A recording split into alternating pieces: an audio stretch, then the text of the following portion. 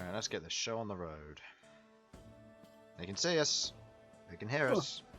Oh no! Potato. Oh no! They can hear us. Alright. Hello and Good. welcome to Crabby D&D. I am here with my players. Sudz, No. Harlan, Hello. Simon, Hello. Jamie, Hi. and Infernal. No. Sam has gone to get food. He'll tell us when he's back.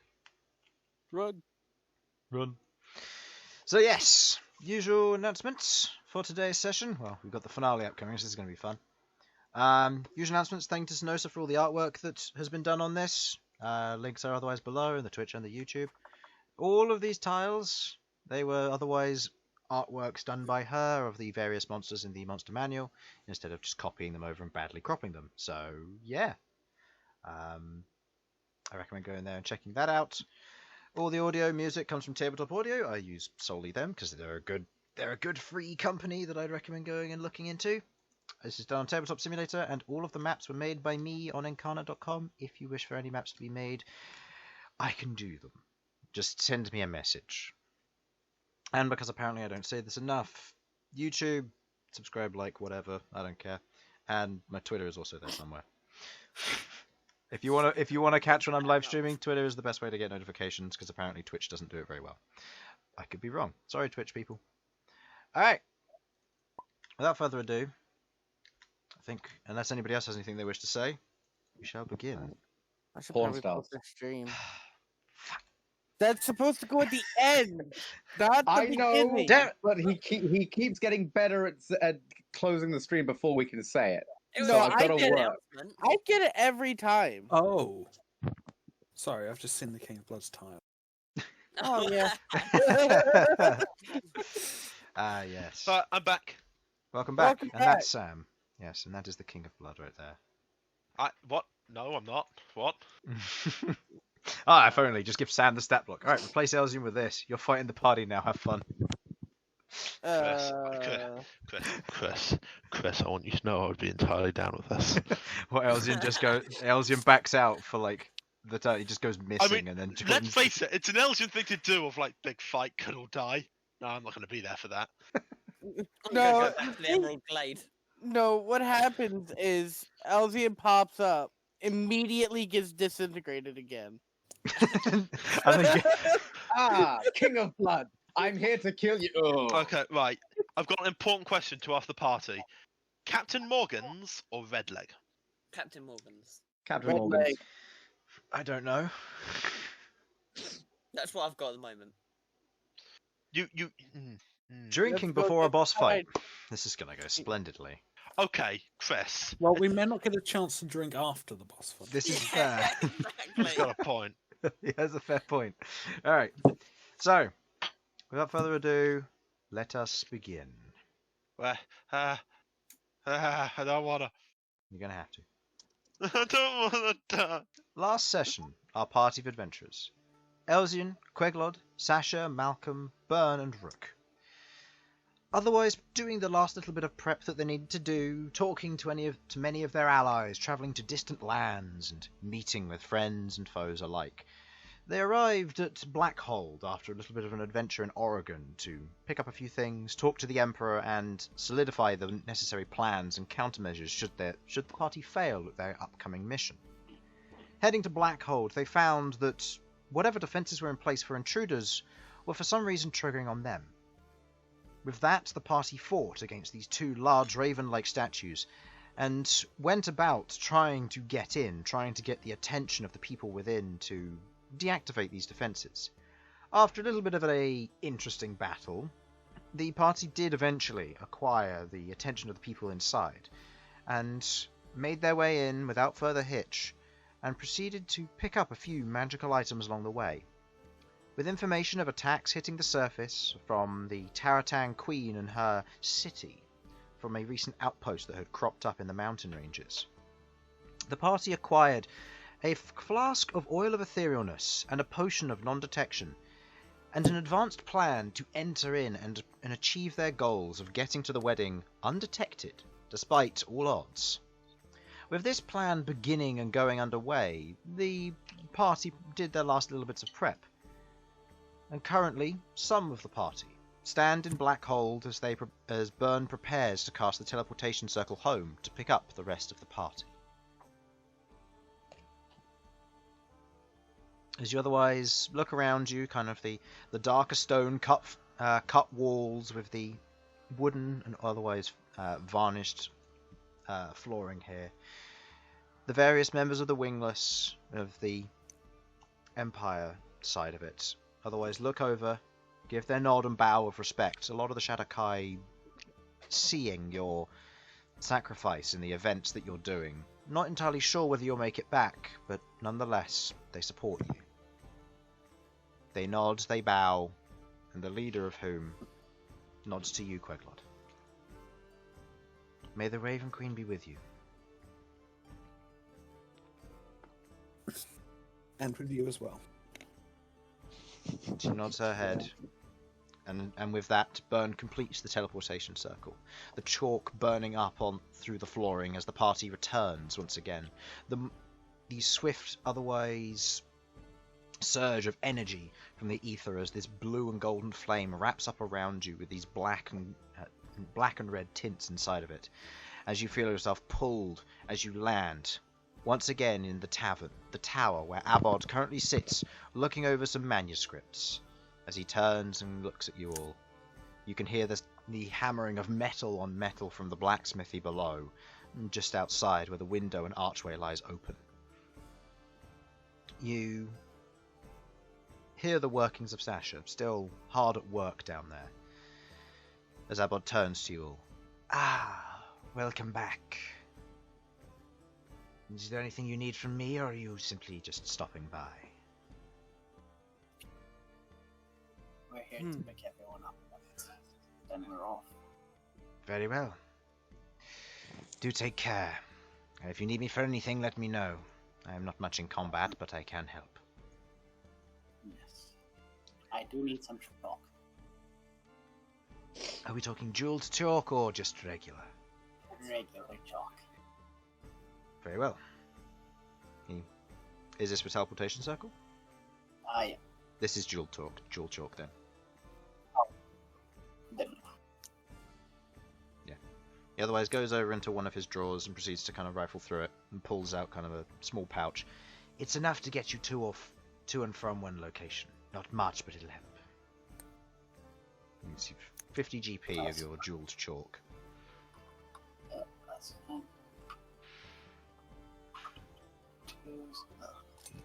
He nods. The rest of you heading downstairs. You can hear the hammering at work. And as you travel down, the heat from the forge surges through the hallways here. As you walk past, the double doors are wide open.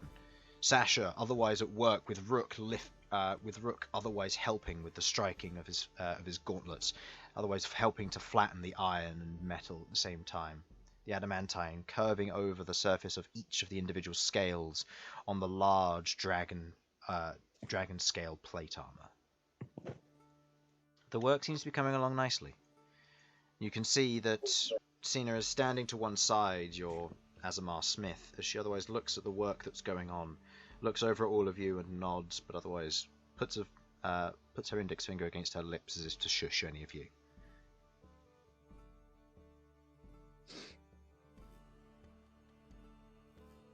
Is there anything you wish to do? Seeing as she's in that, I assume I can't help. No, it seems that they're in the groove at the moment, and interfering might interrupt it.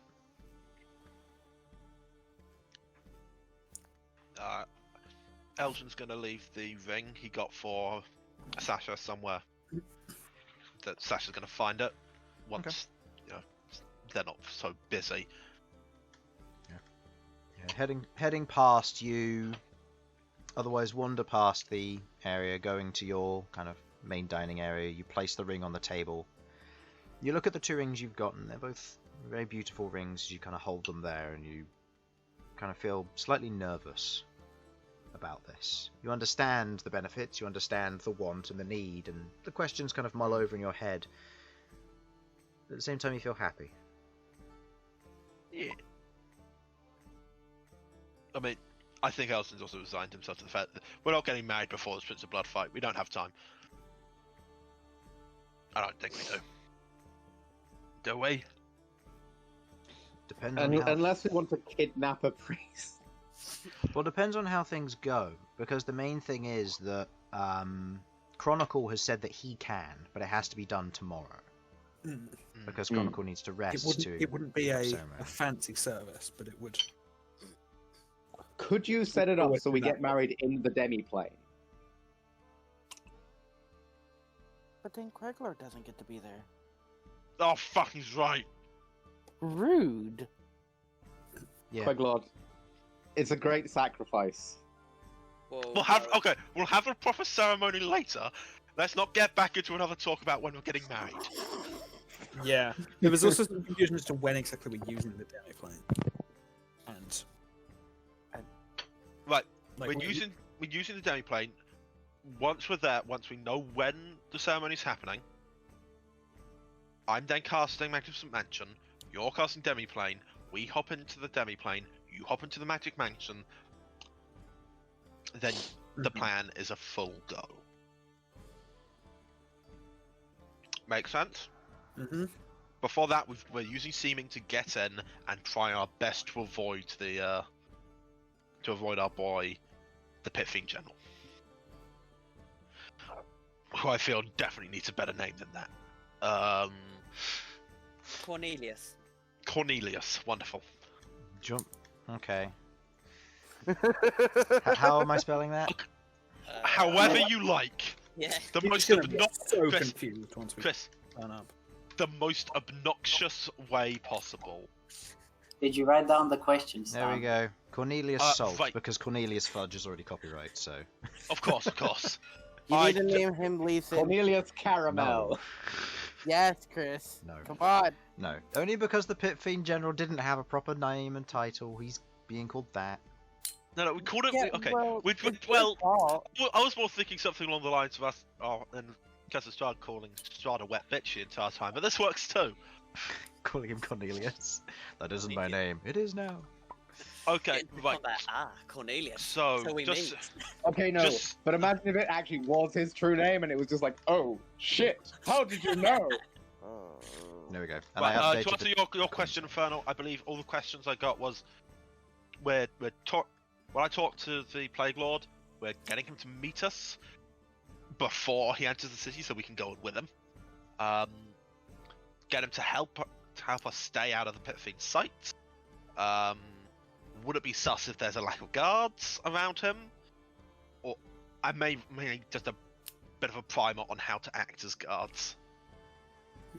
And you need him to show you the disguise for me to use as well. Yes. That's a primer. Okay. And should we share the more of the details of our plan with him, or should we just let him be safe in a little bit of ignorance? I think only let him know that we'll be going in with him and that he needs to hide us. So just let him know. All Yeah, that let him he know we needs want to to go know. in with him at the front entrance, and then that Yeah. he needs to hide us. We won't tell him how we're gonna interrupt or anything. No. Just on the off chance that... Or ask him if he knows where the ceremony will be as well. Yeah. Don't tell him anywhere about how we're planning to actually go in there. We, He just we, wanna needs to keep- get it. we need to keep his knowledge as minimal as possible, just in case some weird psychic interrogation happens. Yeah, he just needs to get us in and hide us from the pit fiends. That's all he needs to do. Cool. Oh, where are we on killing the Emperor? Rook axe. Oh, that emperor, different emperor. Rook axe. Empress. After Yeah. that, it'd be Rook sword. Rook sword Empress. Well, not before the Prince of Blood is dead. Oh no. Hmm. Clickety clackety, roll to attackity. Alright. I'm gonna say probably Bern is not That gonna bodes go well. further there. I don't like how Chris is I'm laughing. I'm scared. just saying. I said that bodes well. I looked at the dice I rolled.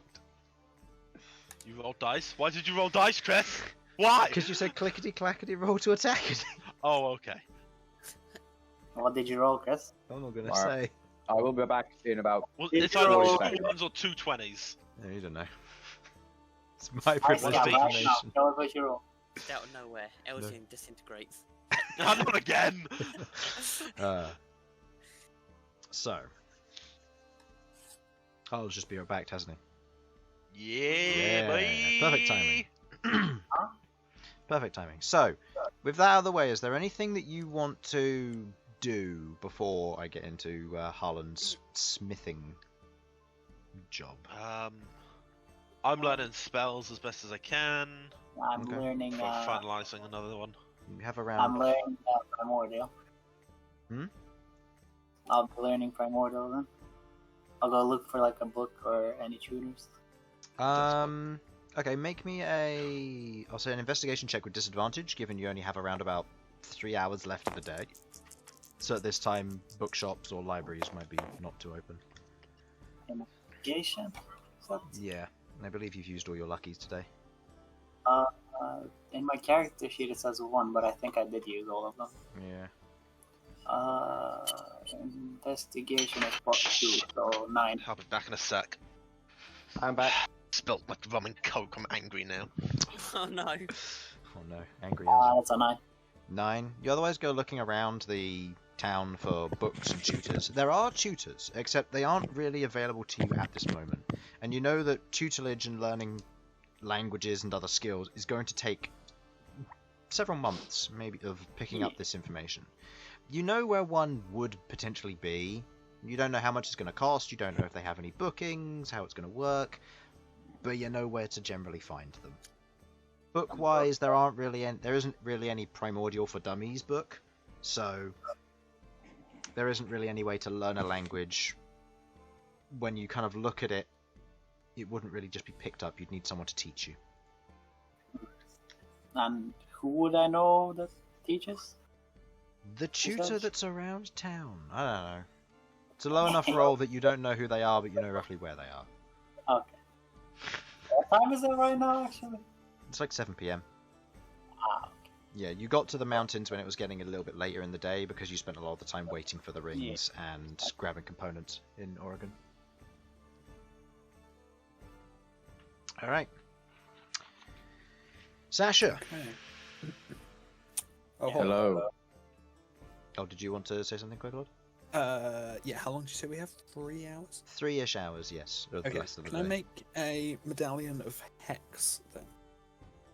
I'm just gonna double check how long that would take. I don't think it would take long. Assuming you got everything in the... Oh, okay. crafting Oh, guide, so right, you're the that one should who be made that 2 hours. adjustment. Yeah, it should be 2 hours. Yeah, so you'd have enough to make a medallion of hex. It'll take Cool. how much gold? Well, you need to turn the vessel off because you need to. Oh no, you already have the vessel because you already have the coins, don't you? Because you had the tokens made. So yeah, it will cost you 24 Yeah, gold I to got a make bunch of- this. Laughs Hmm. and claps. My lord, can the treasury spare this expense? Okay. Yeah, I will. Okay. I will do that then. That's one less spell slot I have to spend. Okay. Matters. Sasha, Yes. as you're busy hard at work, your armor in front of you, the adamantine ingot placed beside you, otherwise melted in the crucible, you prepare it. Holding it there, you melt it for the first initial process, preparing for the smithing to take place. Taking the pieces of it, you otherwise take the shavings and the thinner places and begin to slowly but surely coat the edge of your armor. It's a difficult process, as it requires quite a lot of finety involved with it, but a great deal of strength as well to get it to the correct shape, to imbue it properly, and to have it correctly line the armor itself. Rook at this time is otherwise away, taking care of a few things, with Nagriel, Gabby, and Gree on his shopping list. As this goes ahead, you begin the initial process of melting it all down.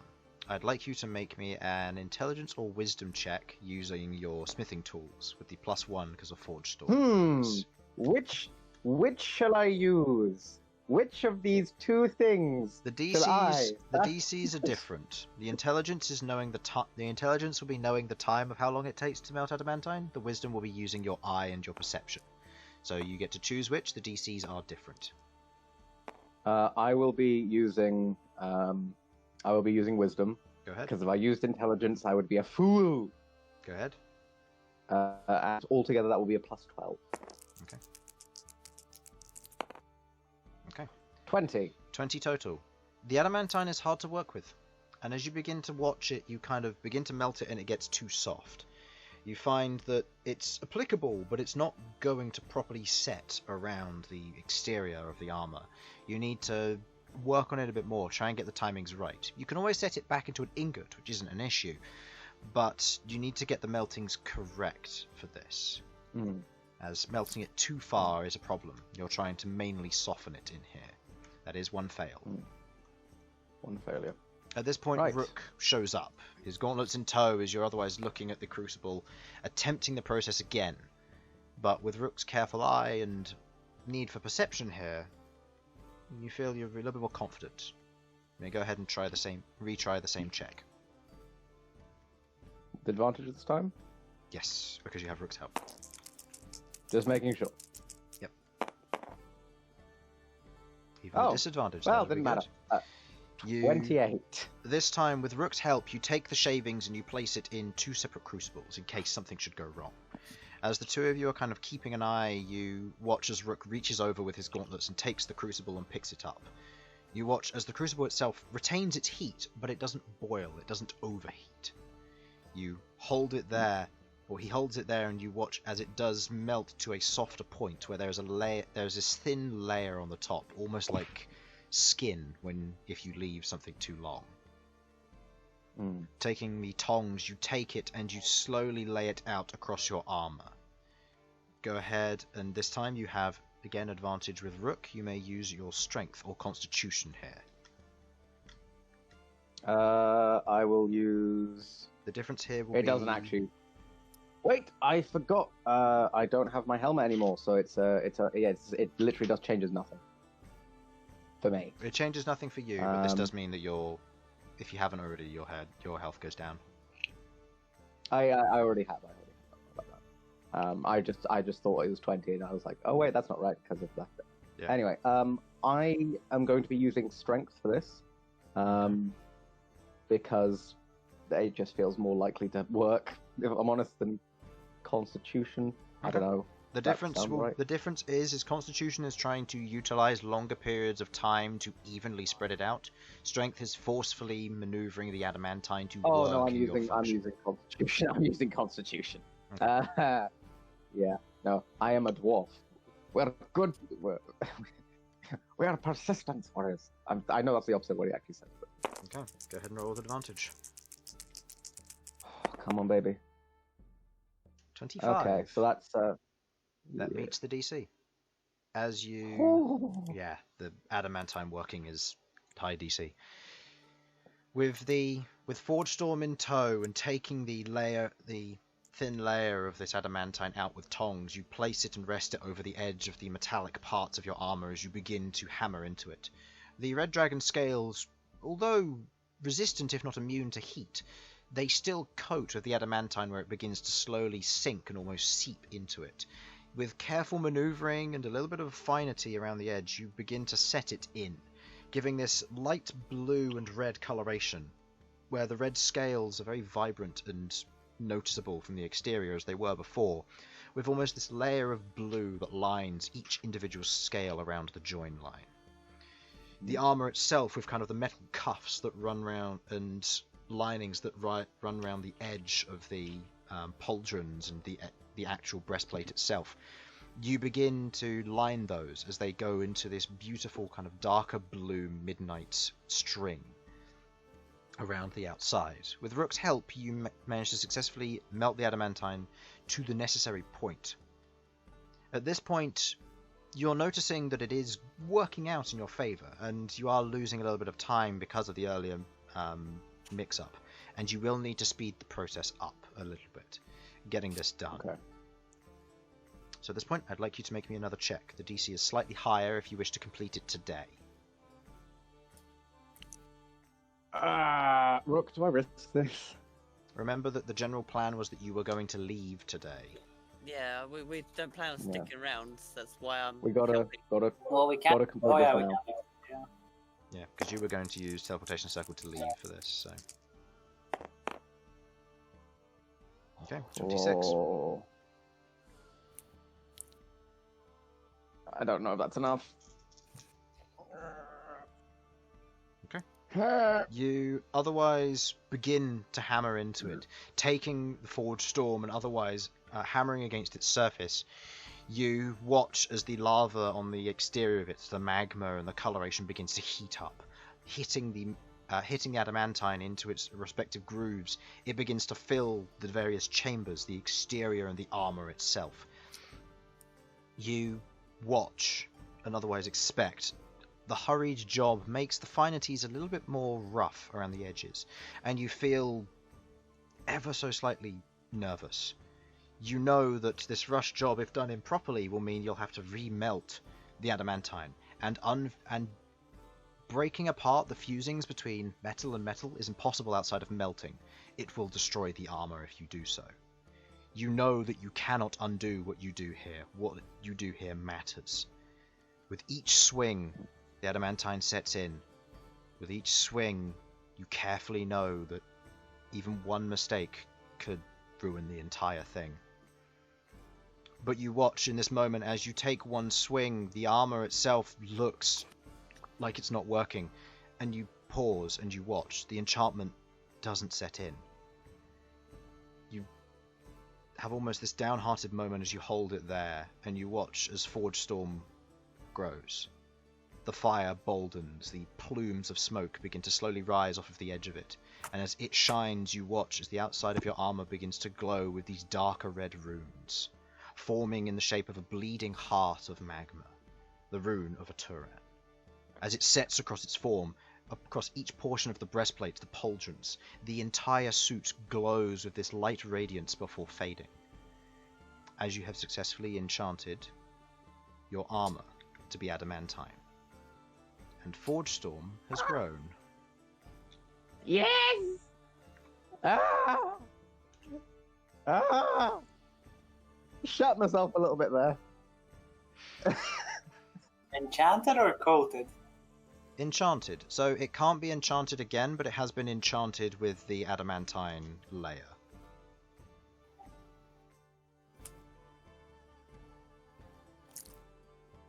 Oh. Technically both? Hmm? So technically both? Technically both, yes. But as you kind of look at the armor, where it previously had this very bright red, yellow, and orange texture and color to it, with kind of the very broad and standoutish kind of steel linings to it, it is now coated with this thin layer of dark blue and these very intricately etched pieces of rune work across its surface. It looks like an absolutely brilliant piece. But you are now immune to critical hits. Yes! And the rest of you see Sorry, Forge Storm, now more brilliant than before.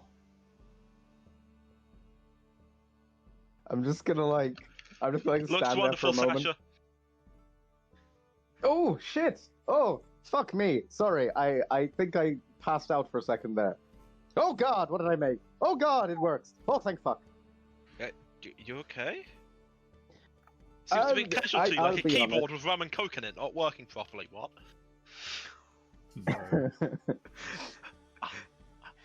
Sorry. But how would you dice? Sorry about that. Things don't almost went very poorly, and I almost lost my armor, and then Forge Storm was amazing. I love you, Forge Storm. And made the armor Elsyan's work. blank And face. Sam, if you can't roll anymore, this does mean that you are confined to the depths of using magic missile all night. So Don't you? Elsyan doesn't know magic missile. I may not be able to Damn roll it, for my that was how it- abilities, but I can sure make you do magic missile. Magic missile! Chris, that's not how it works. Most of my stuff makes other people roll. Yeah, this is true. And then I had wild magic. You sick son of a bitch. Yay. Love wrong. I wouldn't do that. Not just off the Hey. There needs to be reasons. Aaron. Oop. So, That was it. as Sasha finishes off the armor, otherwise sauntering back in, looking very much exhausted, your entire party, Nagril included, have otherwise gathered in your main chamber, seeing the finishing of the armor and hearing its success. Malcolm, you wanted to do what exactly? I wanted to use the ability for the Heart of Beasts to attempt to try and awaken it. I think is what it is. The Yeah. first phase. Awakening is the first stage. As you try to kind of utilize it, taking the effect and applying it to who? I would like to, considering what I was told from it, I am going to attempt to try and use it on Garchomp, Okay. the salamander. As you otherwise kind of wear the Heart of Beasts, holding it in place, you focus. You otherwise begin to almost concentrate on the energy. As you do, you otherwise reach out to Garchomp. Although he is a companion, he isn't one that specifically falls under your CR rating. Hence why he doesn't take orders. Wait, he doesn't? No, he's too high of a CR, I believe. I don't. If we're going by that, then there's only one other it could be. Yeah, because if I remember correctly, your CR rating for Garchomp was 8? 9. 9, yeah, which falls above your limit, so you're unable to actually have him as your companion. Double checking. Yeah, because the limit is, I believe it's equal to your proficiency, so that's a maximum of 6. Let's see, CR limit here. Well, it says in the Not- sheet. Yeah, it goes up with your proficiency, not the total CR limit, the CR limit to the left of that, where it goes up with your proficiency. Oh, okay. Yeah, so Garchomp unfortunately can't fall in until you have the 14th level in. Yes, but you're Okay, preserving that for so- your You're preserving that for Shattercrest. I already have it for Shattercrest. Yeah, so unfortunately it won't. So I didn't know it was based on. I Yeah. didn't actually pay attention to the sheet for a while, so that's Yeah. kind of my fault. Yeah, that's fine. As you try to use it on Garchomp, he's unable to receive the benefit of it, but the use of it is otherwise not wasted. Then am I allowed to attempt it on Shattercrest? Okay.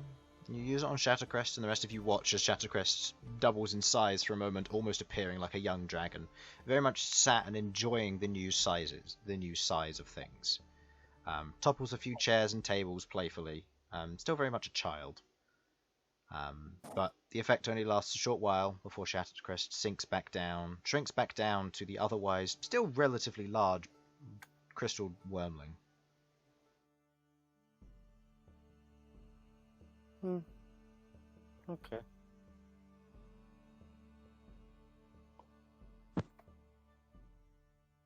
Okay. Oh well.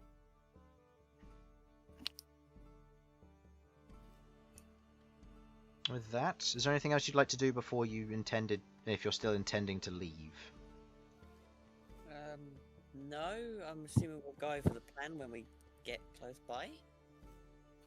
Where's Rook's friend? The Nagril. Nagril, here. he's with you. Yeah, he's already I'm- with it. My PC's fucking itself. I'm gonna restart it quickly. I'm sorry. It's fine. He's alright. given it rum and coke, it's obviously drunk. Go home, computer. You're drunk. This means if he restarts it, it'll be hungover. Which means it'll just be slow. Slow and unresponsive. He needs to pour water on it. Would water cooling work if you used alcohol? These are questions for later. Anyway. Okay, with nothing else for the party left to do, Bern, you have enough points to use Teleportation Circle? Yep. Okay. Crouching down on the floor, drawing the circle once again, the energy vibrates once more as you feel it encapsulate all of you as you all dissipate from your tavern, arriving in that same chamber before. The surrounding area around you, once again, the stone-clad walls and the otherwise distant area here, it brings back the welcome sights and feelings for you, Bern, the Sanguine Sun. But the guards wander in, seeing once again that you have a lack of announcement of your arrival. They allow you through as the rest of you enter, heading up with this new individual in tow, Nagriel. He wanders up and through, seemingly very confused by where you are. As you wander up to the main library, you see the individual waiting for you, Bern. You see that maps are laid out across the table as she looks up. Good to see that you've returned in time. We're gonna review it, and then we can head out first thing tomorrow, I think, right? I believe that's the plan. If that is your plan, then yes. You'll need to be careful, though, with time being short. The journey from here to the way in that I believe you're planning on using is a day's travel, so you'll spend most of tomorrow traveling. Our plan is to gather ourselves and wait for his brother to arrive, and then head in with him. I see. Well, she otherwise gestures and points to the maps before her. I assume the way we're gonna go takes us to the front of the city. It'll take you to one side of the inner city. Yes, we've otherwise set up a few catacombs that have otherwise dodged most of their natural infrastructure and network. Ways of allowing us to sneak in and getting our operatives into the city centre. It's just If off the that's the outskirts, case, then- but it'll be a difficult path nonetheless. If you aren't Taratan anyway. Okay. That changes things, since we won't need to go through the front gate. I mean, there is no gate to these cities. Any underhive will appropriately just have entrances through natural walkways and caverns. The entire thing is just a hole in the ground. There are no gates, no walls. The entire thing is an open city.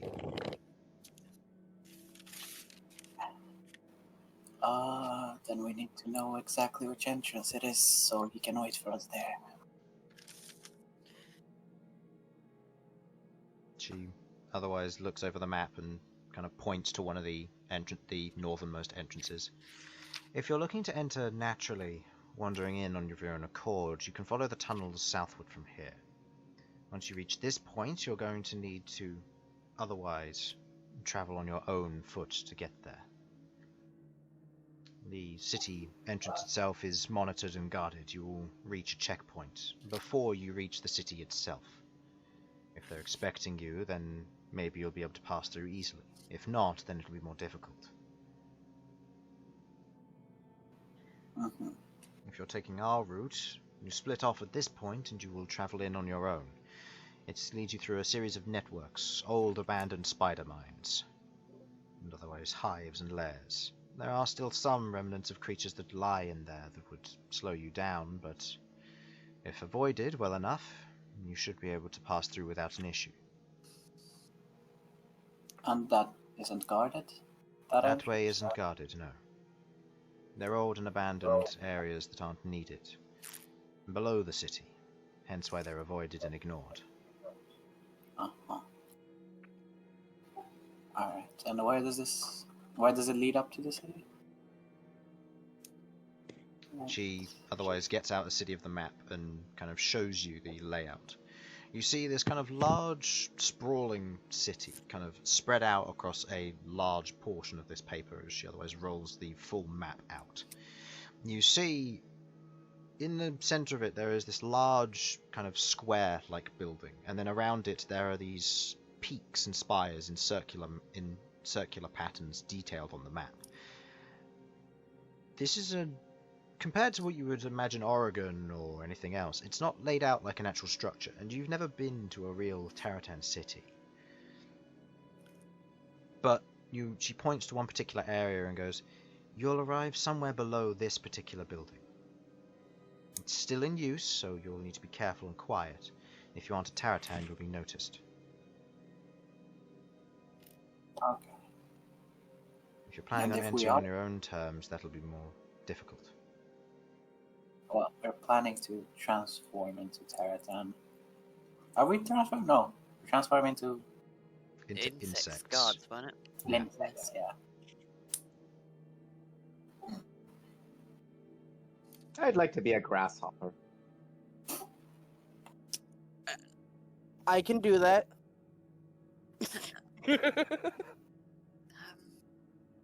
But yeah. I guess we can tell the one waiting for us to inform them. This is a way that we will be using in the attack. If you suddenly appear, they may ask where from. If you have your own way in and you're planning on meeting an informant inside, I'd recommend taking some more of a direct route. You'll just have to persuade the initial checkpoint on who you are. Do they have any special means of seeing through illusion? Outside of a natural sense of smell, no. Okay. And it's probably best we tell them where to wait for us, and then we'll go through that entrance. You do what you need to. These are the maps you requested. I had them prepared. Alright. I guess we'll take a look and decide on an entrance and tell them to wait over there then.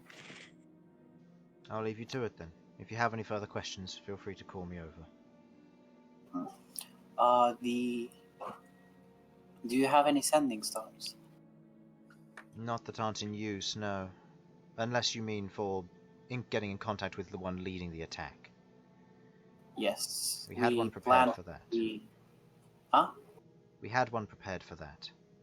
Well, because we most probably will be inside of a demiplane. So, and the one that is gonna take us to the actual fight does not have sending. Very well. She otherwise reaches into a bag and you watch she pulls out kind of this oval stone of kind of this almost porous grey rock and hands it to you. This sending stone will connect directly to me. I am the one who will be organizing the attacks and communicating with the rest of them. So let me know and I'll pass on the message. It might be short, so be ready at any time. As long as I know who's sending it. Looks her. your group. And I point to Queglod. That's the plan as it stands currently. What sort of delay should I expect from sending the message to the attack beginning? The moment you tell me, I can start telling each squad their initial orders. They're going to be making a uniform attack unless you wish it to be staggered. The uniform attack will otherwise be a minute delay after you send the message to me.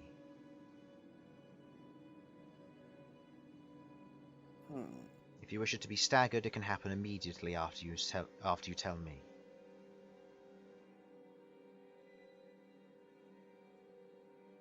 Personally, I believe that. What does staggered mean, sorry? Staggered means one at a time. Ah. Yeah. So walking into a team fight one after another rather than going together. I mean, we can probably, like, before you head into the castle or wherever the ceremony is, we can inform them and start. That's the plan, yeah. Yeah. We don't want this to be a drawn-out affair. We want to get in and get finished. Yeah, we wanna basically just have them send out the actual units and then we head in at the same time. I'm back. Welcome back. Hi, back. I'm Dad. I'm relying on the on-screen keyboard. Oh. I have got a spare one. I do need to get the need to go downstairs and get the USB for it because I think I picked up the wrong one. If we end up, we'll probably end up taking a break before the boss fight anyway, so you'll have time. Cool, thank you. Now, in terms of getting into the place, I think we should dress up as caterers and have Malcom show up, like holding some, I don't know, some insect nibbles. What, so just have Malcolm be a beekeeper and all of us be bees? Malcolm quickly looks through his book. Do I have a recipe for this? Good. What? Well, You we could get lucky. You would. We could stay. Your book gives you access to all the cuisine of the world's known races, so yes, you know Taratan cuisine. I don't think that would pass. The one thing that you do I know, don't know. as you do look through, like, a lot of the Taratan cuisine, as you kind of think about it and begin turning the pages and you kind of hit the particular areas, you go through and you have a look of the diagrams and what it suggests. A lot of them are fairly simple. It's like stuffed peppers, but you use a live person as the main nice. stuff. Oh. You stuff them with ingredients and you cook them alive, after which the entire corpse is then devoured, typically by spiderlings. Excellent. So, look, any free Sanguine Sun members we can convert to dinner? Consider yeah, we were invited for dinner. We're not sure why. Roasted dwarf? How about that? They have a lot of different ways of cooking different races. I wanted to know that we're not cooking Sasha. Elf is one of the ones which is the rarest on there. Dwarf is one of the more Oh, well-known no. cooking I'm a methods. delicacy. Oh no, Elf. delicious. Elsyan, one extra Rare. question for tonight. How does his insect smell? Yes, it's working. Sorry, I got excited about a keyboard. Okay. What? The Plague Lord's insect smell. Oh, what is insect musk? We need to know. Odor a la insect. Delicious. What's happened that So, I've missed that's Okay, led to so this? the main thing that was noted is the way of entry is that you're going to need to hit a checkpoint first before you hit the city. The only thing which is they have no way of seeing through illusions, but outside of that they do have creatures that have a good sense of smell. Which means that you're going to have to rely on disguising your smell rather than your sight for the first as well as your sight for the first checkpoint. Well, okay. I mean, obviously we can get visual stuff sorted. And we need to decide on which checkpoint to tell him where to wait for us. In terms of what you can choose, you know that there are 2 northern checkpoints, 1 eastern checkpoint, which will be one of the furthest away aside from the southern checkpoints, and 2 western checkpoints. There is no particular benefit to either of them outside of the northern checkpoints are closer, and they're also a little bit more heavily guarded due to the Sanguine Sun's direction being that way. So there's 2 north, 1 south, and 2 north, 1 east, 1 south, 2 west. The 2 north and the 2 west are the more heavily guarded ones because they both point towards the Sanguine Sun. how far away is the east one? The east one is probably a good maybe 15-20 miles away, so it's a good hour and a half, 2 hours journey away. Taking care of smell. Actually, no. That'll be about 4 hours journey walking. So it's quite a distance. Yeah, and you know that if you were to leave and go to one of the northern entrances, you'd make it in time for your regular long rest. Which means that you'd potentially be risking points of exhaustion going further.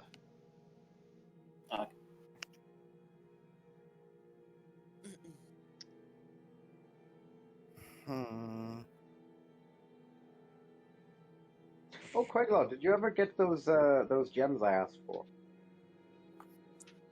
I guess we could ask him as well. So add another question. Which Queglod, checkpoint you're would be muted best if you were for saying anything. Yeah, no, we did get the gem, right? Diamonds? Yep. I How just much need did you to get? I just need to put them in my. That is a good question. Did I write down exactly what The spending of money while the forgetting of what you actually bought. I believe it was 1,500 gem, I want to say, and a 300, as well as a bunch, like 300's worth of ground up 100 GP's diamond dust, I think. Something along 300 those GP lines. diamond. And We still have the cheap Vivify from Elsyan. Hmm? Didn't Elsyan have like the cheap Vivify thing? Cheap What? Vivify? What? Revivify. Cheap Revivify. His Oh. stick thing. yeah, From the staff. Oh shit! I forgot about that. Yeah, you still have the Staff of Revivify, which uses up 150 GP worth of diamonds rather than 300. Which is useful if you have a lot of small diamonds, but the diamonds you're getting for components are more concise, so they are 300. So it does just waste 150, but it doesn't use a spell slot. So all we right. Well, already you, have you one take on Game of you Love. take one of these. I'm gonna hand over one of the 300 GP diamonds, just in case. Okay, so as in you have a 300 GP diamond. Excellent. I can run away and live for a month. Or get disintegrated, and then all of a sudden you lose the diamond, and you have to explain to Sasha where the money went. Okay, Elsyan, you're dead again. I'm mad about that, but more importantly, where's the diamond? Where's my money, bitch? I said, where's my money? Only bring him back because he wants to know where the diamond is. Finds out Elsyan lost the diamond, kills Elsyan. Screw you. Just Whatever. checking. Just checking, Chris. The Underdark one shot we did a while back. Is this in the same world? Yeah. So Noblin exists. Theoretically. I mean, The timeline of when it happened is different, because you met one of the one-shot characters from that. yeah. But you weren't sure whether it was before or after, so, yeah. I want to see. I want to meet Noblin. I want Elsyan to meet Noblin and be utterly appalled by his business practices and intrigued at the same time. So, I don't even remember the character's name which I played. I have it in there somewhere. Uh, Was it Opal? No. No. No. Anyway, so, what are you doing? It's getting close to your sleeping time. And Elsyan, for Dream to work, you know you have to remain on the same plane of existence. And Elsyan sleeps in a normal person bed, like a human being. but this isn't normal human. No. Is that... You get a crypt or a coffin. Ooh, do I get a coffin? Suddenly the vampire aesthetic makes Are Elsyan go, you- ooh. Are hello you there." guys, like, taking a long are you guys taking a long rest here? Are you casting Magnificent Mansion and going there, or are you staying outside? Well, Magnificent Mansion is a different plane of existence, and I'll be damned if they get to sleep there and I don't. I guess we're using the homestone. Wait, that's confusing then. We're inside a safe place. Is it Yeah. confusing then? Oh god, this is when my Yeah. mother's like, knock knock, not Something- now. Mum." Something is confusing about what Chris said. Which is? Has to be used in the same plane of existence. But the thing is, a dream already went through the Magnificent Mansion. No, it didn't. Yeah, it did. Yes, it It's did. when the skin It scrape went cast through. it. Yeah, but it's Yeah, the but that's the scribe. skin scribe. Okay, if it's gonna cast it, I Come completely on, the skin scribe has one spell, and it's whatever the DM wants him to do at that moment, and that's a terrifying thing. Range, yes. Level, does it Yes. matter? Level, yes. Does this mean it's a first level? It's also technically 9th level. Does It counterspell also work? cannot be counterspelled. It's funny because we were talking about skin scribe. So basically, a skin scribe's description is do whatever skin scribe wants to do. Essentially. Skin Scribe is Grod. He created everything. Hold on. He decides everything. I can take a quick snapshot of his actions and what he does if you want. Like, I don't mind sharing this with everyone from his stat block. Like, I'm not going to share some of it, but I'll share you the basis of what you need to know. So all we need to know is his attack 1, kill everyone. Attack 2, kill one person. Okay, here are his Kill that actions. one Here are guy, his really actions he can specific. take. Spell plus. Interesting. The plus then goes How's into his that? modifier to hit and his DC, which is why I didn't show that. But Chosen spells. Yes. yeah, it's just chosen spell. Full stop. I use my spell. It's called Fuck You. No, any canonical Okay, spell guys, that I have remember made this. or If we is cast a bonus from action somewhere. spell, it still counts an action because that's what the stat block says. Uh, I Great. felt that sigh. I'm sorry. I just have a quick question, Chris. Mm-hmm. Is it? I would like to know. I want to try and make a quick spell that will help with our problem that we have currently. Making But spells I is don't never know if quick. Possible. Making a spell. I'm just gonna quickly pop up a little thing. Yep, bam. Yeah, I want to try and make like a first level spell that does a specific thing. I mean, the first level spell still takes 5 hours to work, and that's excluding the fact you'll need to make successes. So at the minimum, it's going to take 10 hours. You need to be walking tomorrow rather than casting. So there's no real way to do that, unfortunately. It's too late for an extra prep Yeah. like that. Yeah, I didn't think about the damn smell, and we have no way to get around it. I just realised Sam's writing on the board. That was my keyboard being fucked. I was looking, I was like, is this like a desperate cry for help? I mean, do we need to do... Leave it be. Let me have a where- look at it. Is where- it just? It's just up here. Is there? It's not even is there an orientated correctly. apothecary or something? Sorry about that. Is there an apothecary or a perfumery or some sort of place that might have like various smelling ingredients? There's an apothecary here, but smells isn't necessarily one thing they specialize in. A lot of what they specialize in is typically the removal of smells. Hello, I'm going to go to the apothecary and be like, hello, do you have any buggy things? This is in the Sanguine Sun. Okay. I just need to quickly check who is actually what the various facilities are here real quick. Just Okay. ask if they got a body of one of the Terratans.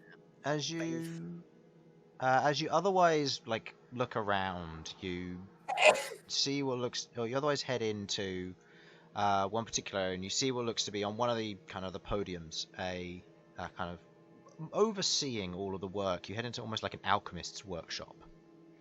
And you see all this elven-looking vampire, otherwise standing over it all, kind of watching as you approach. Kind of eyes do turn and look as you're a non-vampire, non-Terratan in this organization.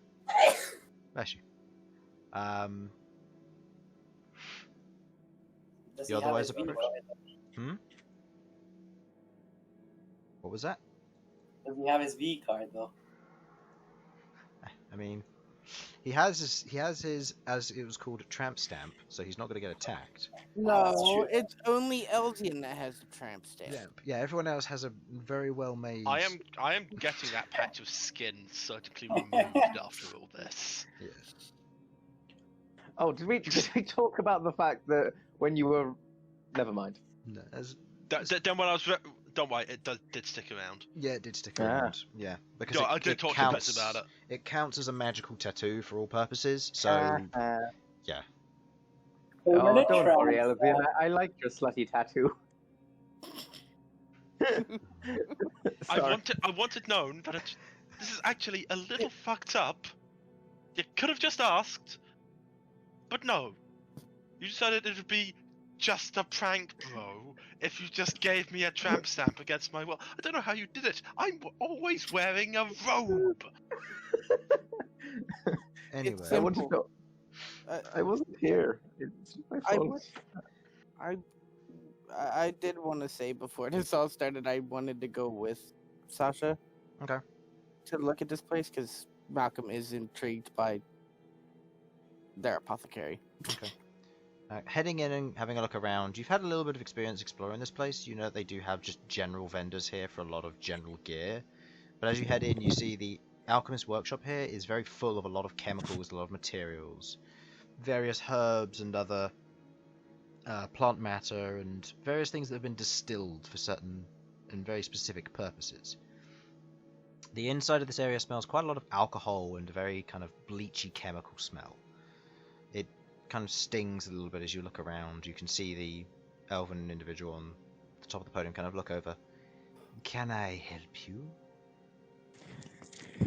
Yes, I'm looking for your buggiest items. The most bug and insect-like items you have. I want this because of reasons. Because of reasons won't fly. Yes, flies! That'll work perfect. No, I'm kidding. We're going on a mission and we need to smell like insects. If you're looking to put in a request, I can order something, but you'll have to wait. We are currently on top priorities from above. Is this just Yes, Sasha? that might be This is because of Sasha. us. This is Sasha and Malcom are there.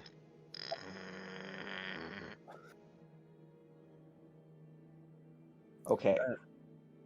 This is kind of important. We're going to go and hopefully kill someone who is incredibly powerful and evil. Yes, and we've got an attack that's happening in 3 days, so I'm sorry, but... This is part of that. We are... Well, if you it know the is, people then who are you're going going- to have to let us know and we can get it done in the next 2 days, but... A rush order like That's this, too we're already much. under enough pressure. You really don't have any, like, ground bug shells or No. wings? Ah, We're alchemists, we Balls. work in chemicals and clean, not in herbalism and shamanism. bollocks. Right, I guess we'll go to Bern and have him make an official request, see if there's any way to get this ordered in and dealt with quickly. This is going to be difficult. Oh, thank you for your help. Here, have a platinum. They don't take that here. Oh shit! What do you people take? They take the what was it? The point thingies? They take tokens, They which you have none contribution of. points. Yeah, the Ah, shit. Yeah, because you guys haven't I'll done have- any I'll- missions, so you don't have any contribution or tokens. So Oh, so this was pointless from the get-go. Lovely. I mean, we could have seen if they had it and then talked to Bern. Yeah, that's This is true. true. All right. Thank you for your help. you head back to Do, do, Bern. do. The rest of you otherwise poring over the maps, kind of making the general decision on where you want to enter. They don't have any bug juice or bug powder or other bug-based items. We might be able to order some in, but it'd have to be a rush job. We don't really have any time for that, do we? Is there a herbalist, Chris? Not for here, no. You know that there are in other branches, but the other sections don't know what's going on in the going on here at the moment. And if they do, they've been moved here for other purposes. So nothing will be going ahead as planned at the moment. Okay. Right. With this smell thing, I'm looking over seeming. Mm-hmm. You lose for your appearance. I mean, it does say Seeming's what level? 5th? it's 5th. What's the bit I'm looking at? You can make each creature seem 1 foot tall. You can't change your target's body type. You must. Otherwise, the extent of the illusion is up to you. It doesn't specify smell at all, and by its occlusion, or its lack of inclusion here, would you allow it? I think it's up to interpretation. Or would we need something else? Choose a new illusory appearance. Unwilling creatures. You can cast seeming on another creature. That's fun. Chris, I need to remember that actually. You can change the appearance of another creature. Interesting. Prince of Blood. You're not the Prince of Blood. I am. Make him look. Kill any intruders. Oh, we Kill transform anyone the that Prince looks of Blood suspicious. and we tell Wait, the no, skin no, scribe to guys, kill guys, him. guys, we need to somehow make the skin scribe get the order kill anyone that looks suspicious. Then I use seeming on the Prince of Blood and make him look suspicious. I mean, to be fair, Prince of Blood always looks suspicious. I think there's like a. If it was that easy, if he never said anything on that vaguely like that, he'd already be dead. Prestidigitation has a 1 hour duration and it can make an odor. Yes, but it's only on one thing, isn't it? Maybe we'll bunch up. I'll say this, Elsyan, with the extent of the illusion, you'll be able to make an illusory smell, so it can still be seen through in the same regard, but it does mean that creatures with maybe with a keen smell will then have advantage on the illusion overall, rather than just I mean, a flat roll. Basically, what I'm saying is, if you went in with just the seeming, if a creature has the ability to pick up on smells which are abnormal, it will pick them up, but it won't necessarily know where they're coming from. But with you adding the illusory smell, it will have advantage on the saves or checks or whatever if it has to make them. But then if it makes them, it will see through the illusion overall, because it's part of the illusion. Can we also use prestidigitation on top of that? Because it's a 1 hour duration. You can use prestidigitation up on top of that. It's just going to be a matter of like, what does it do and how are you applying it? So it has a duration of 1 hour and can make a smell. So. I'm just curious. With Pass Without a Trace, since it removes all traces of us going through, does that mean it would remove our smell? it would remove scent outside of the radius, yes. I mean, we're gonna be ending it when we reach the checkpoint anyway. Like when we're about to get to where the guards are. I assume. Veil of Shadow and Silence radiates from you, masking you and your companions from detection. For the duration, each creature you choose within 30-foot radius, including you, plus then bonus to stealth checks and can't be tracked except by magical means. A creature that receives the bonus leaves behind no tracks or other traces of its passage. So it would be you leave behind no smell, but it doesn't eradicate your smell. Okay. Just curious. It's the only thing I could really think of to help. I don't have anything for this. Prestidigitation could reinforce the illusion somewhat. Yeah, that's what I'm saying. Like, we can reinforce it with it. What if we just smothered ourselves with fucking dirt and moss? That feels pretty plague lordy.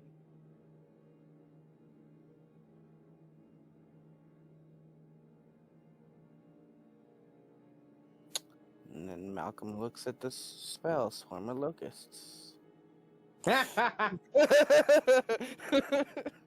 If you So know how locusts, run into it. What? do any of you know They how splatter on you. insects smell?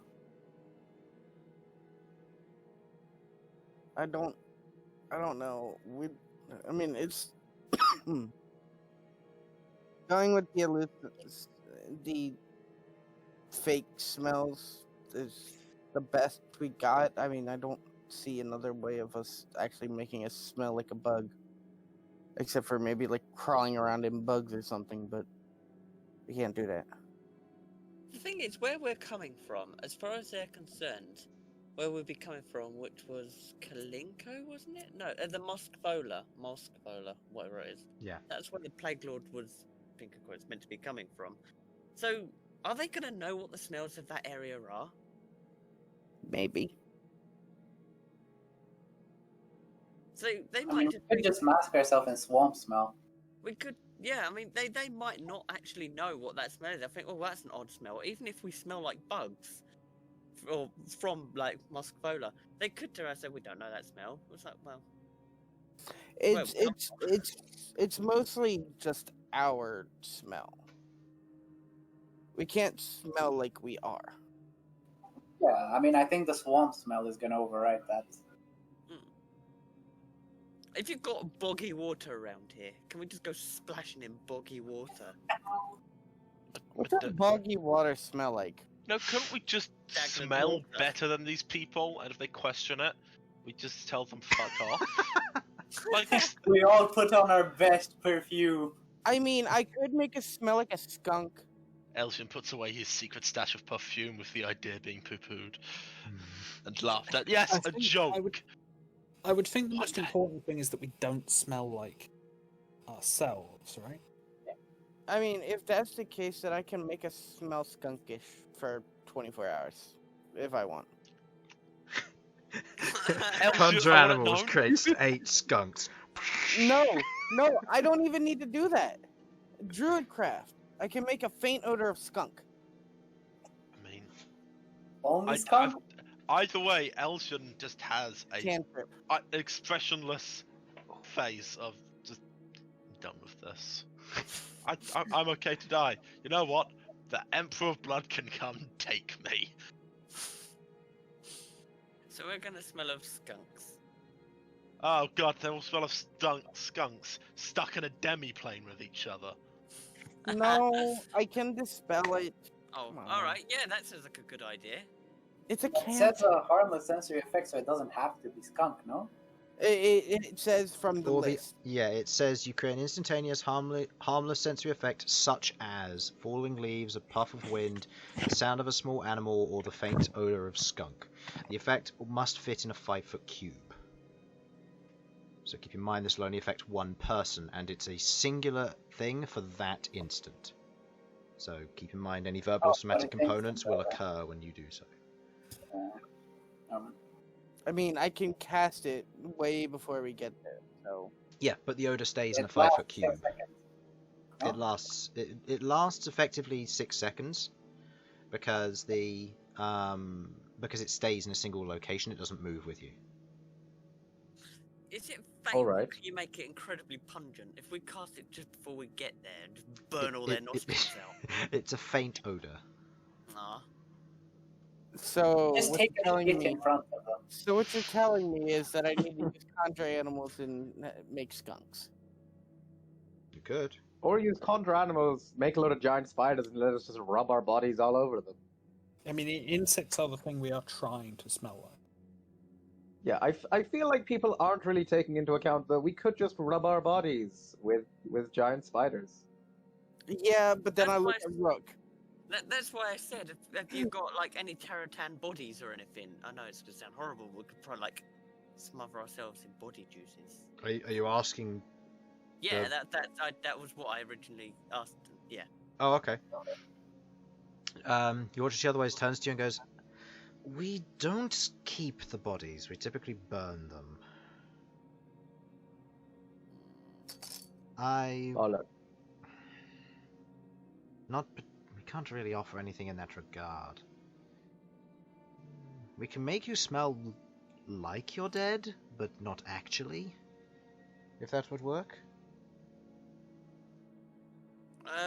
I mean, I was going for more just the actual smell of Terratan if it's a familiar smell. No, I know, but we can Right. make you smell like decay, if that works.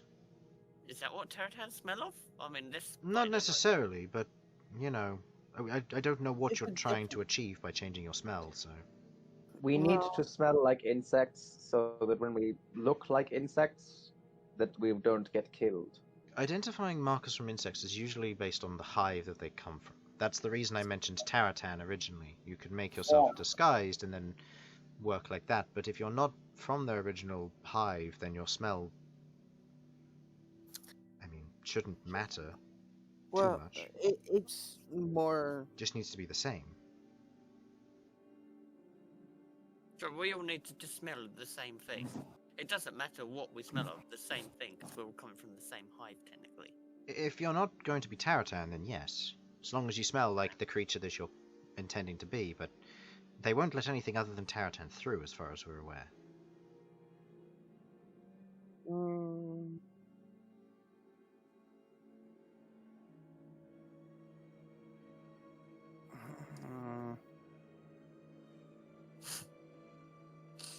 mm, I'm so lost. I don't. So.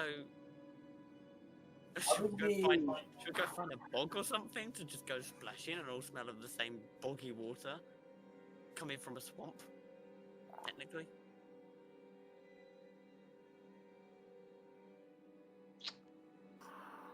You know what? It's not the worst idea.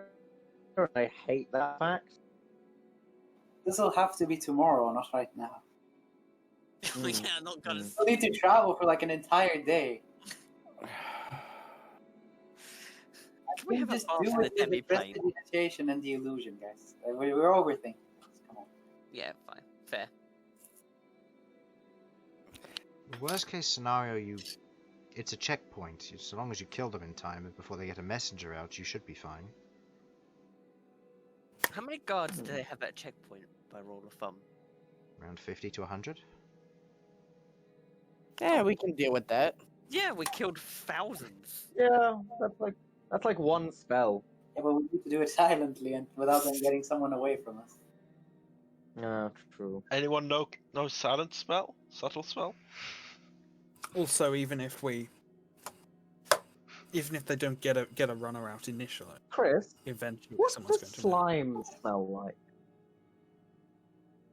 Go ahead and make me a nature check. Do we remember what the Plague Lord smelled like?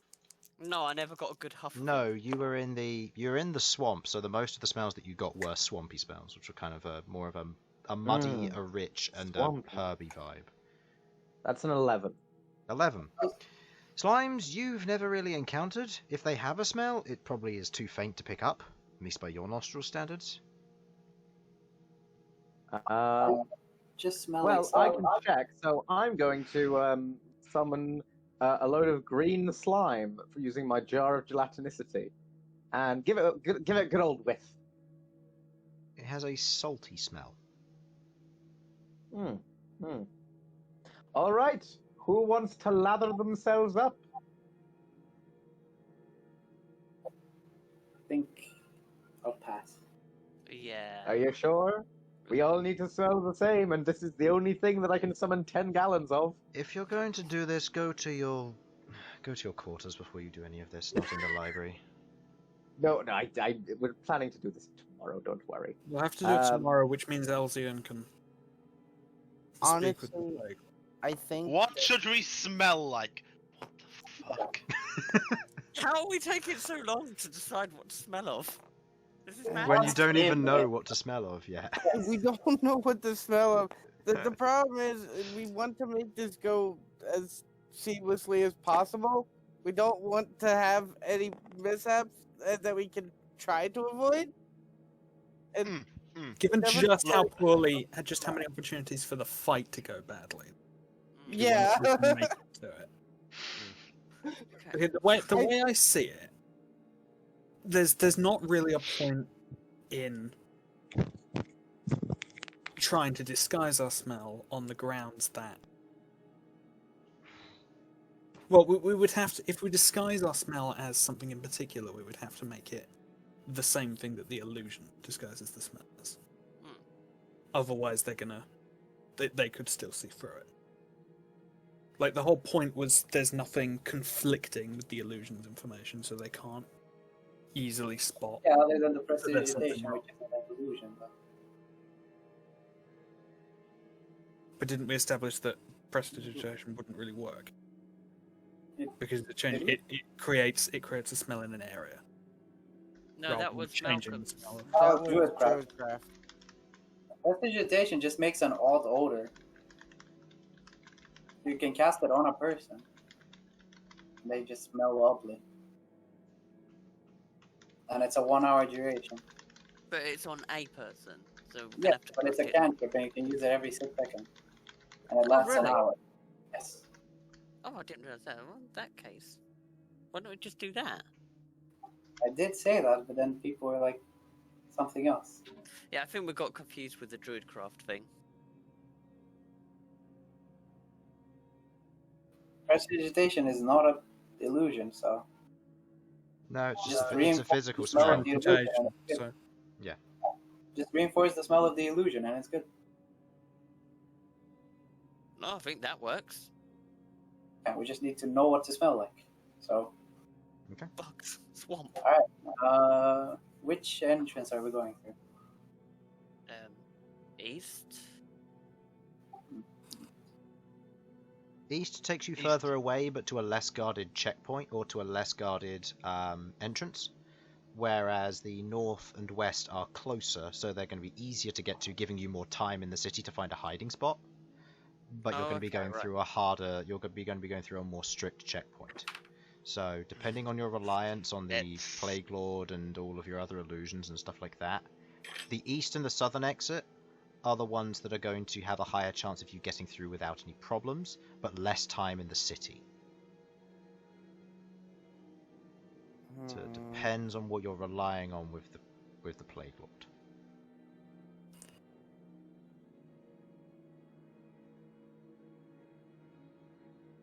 I wouldn't imagine that the density of the checkpoint would matter too much. Not if we've Yeah. got If it comes to a fight where we've already messed up a lot. Mm. But it's a case of if we get there, there's more chance. A stricter checkpoint, there's more chance of us being found out. Therefore, there being a fight. Therefore, we fucked it.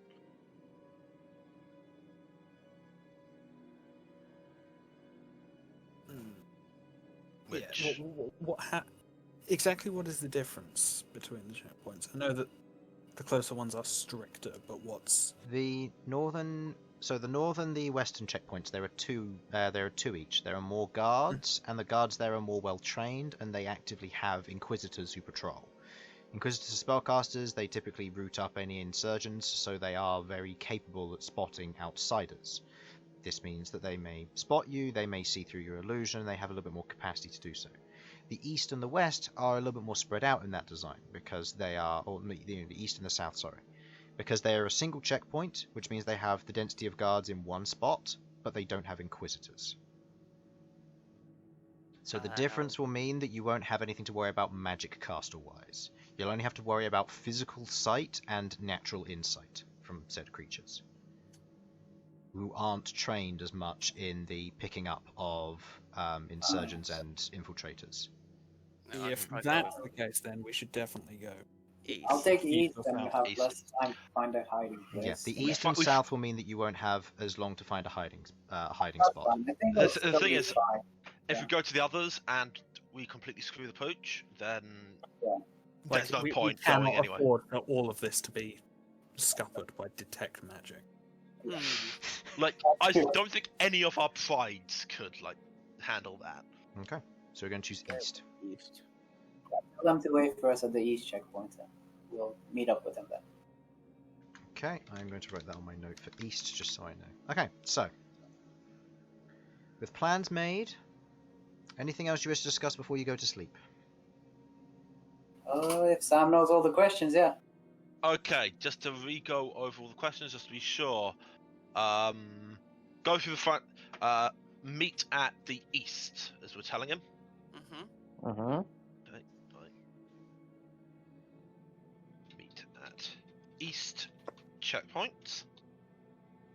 Then from that, I need to obviously I need the knowledge on little Queggles. Yeah. On Queglod's form. I really don't want to fuck this, guys, in case you couldn't tell. Then we've got... What's next? Keeping us... Go on. Someone's about to say I something. was going to say, the notes that I have is his guard's behaviour / attendance to the wedding.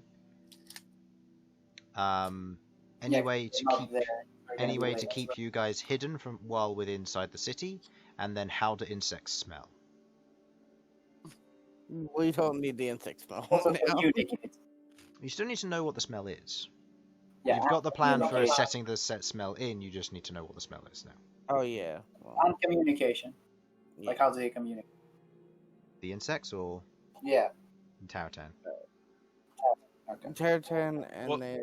what's that about communication? One person, please. I'm easily confused. If they ask us what we're doing there, how do we respond? Like, That will wow. come. That will come under the behaviour. I will say, Bern, one thing you will know, Taratan speak two languages, Abyssal and Taratan.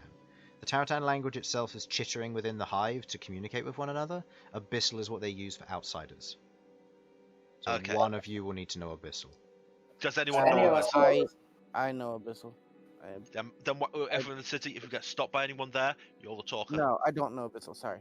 Do you know Infernal? I know Infernal. Damn, they don't speak deep speech, do they? I know Abyssal. You know Abyssal? Got that. Oh, so now... Yeah, I was going to say, Yeah, I Infernal, know. you should know Abyssal because it was one of the languages Yeah, that yeah, I came know, up I know, when I do. going through your faction age and stuff.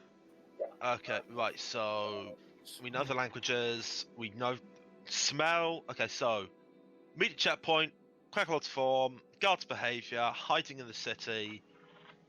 I've just typed in how do we smell. With your nose. Funny. Yeah. Anything else anyone can think of that I may have missed? No. Ask the Plague Lord if he's been given any more detailed information about when exactly this ceremony. Yeah, where the thing is, yeah. Any If you maybe. more details about ceremony? I've got something to say. Any more details about ceremony? What, the spell? I don't know. No. Okay. Well. I think that's it. Maybe. Okay. Cool. Elsyan adds in an extra question. Can you get us married before them? Are you? No, I'll be honest. If I'm getting married, I don't want to be married by a weird insect monster. I mean, I'm sure he's a chill dude, but Elsyan has his prejudices, and he's broken them down slightly with a dwarf, so, you know. One step at a time. One step at a time. One Baby step at a steps. time. So, as you all head to your various chambers, or are you all staying in one room? It's up to you. One room. One room. One room. Okay. Packing into one room, kind of heading into a kind of this spherical chamber, mostly carved out of stone, not kind of built to be sturdy. It has a central support. We need to. Do we need to set up Mr. Arena guy? Nagriel. Nagriel. I mean, he's with you. He's been watching this all go ahead, and he's been kind of keeping back because everyone's been looking at him because he hasn't got a mark. So he stands out like a sore thumb at the moment. I mean, I'm not going to be leaving his side anyway. I'll be with him the entire time. So if anyone did question it. Yeah. Alright. Okay. You all slowly drop off to sleep. Using the homestone or no? I mean, if they have a room here, I don't think there's They any have a need. room, yeah. And kind of in the middle of the room. The area here is otherwise basically just a basic wooden floor in this room. A single kind of supporting column on this just carved chamber. A single otherwise weave of straw in one side for just basic sleeping. It's similar to that of a stable.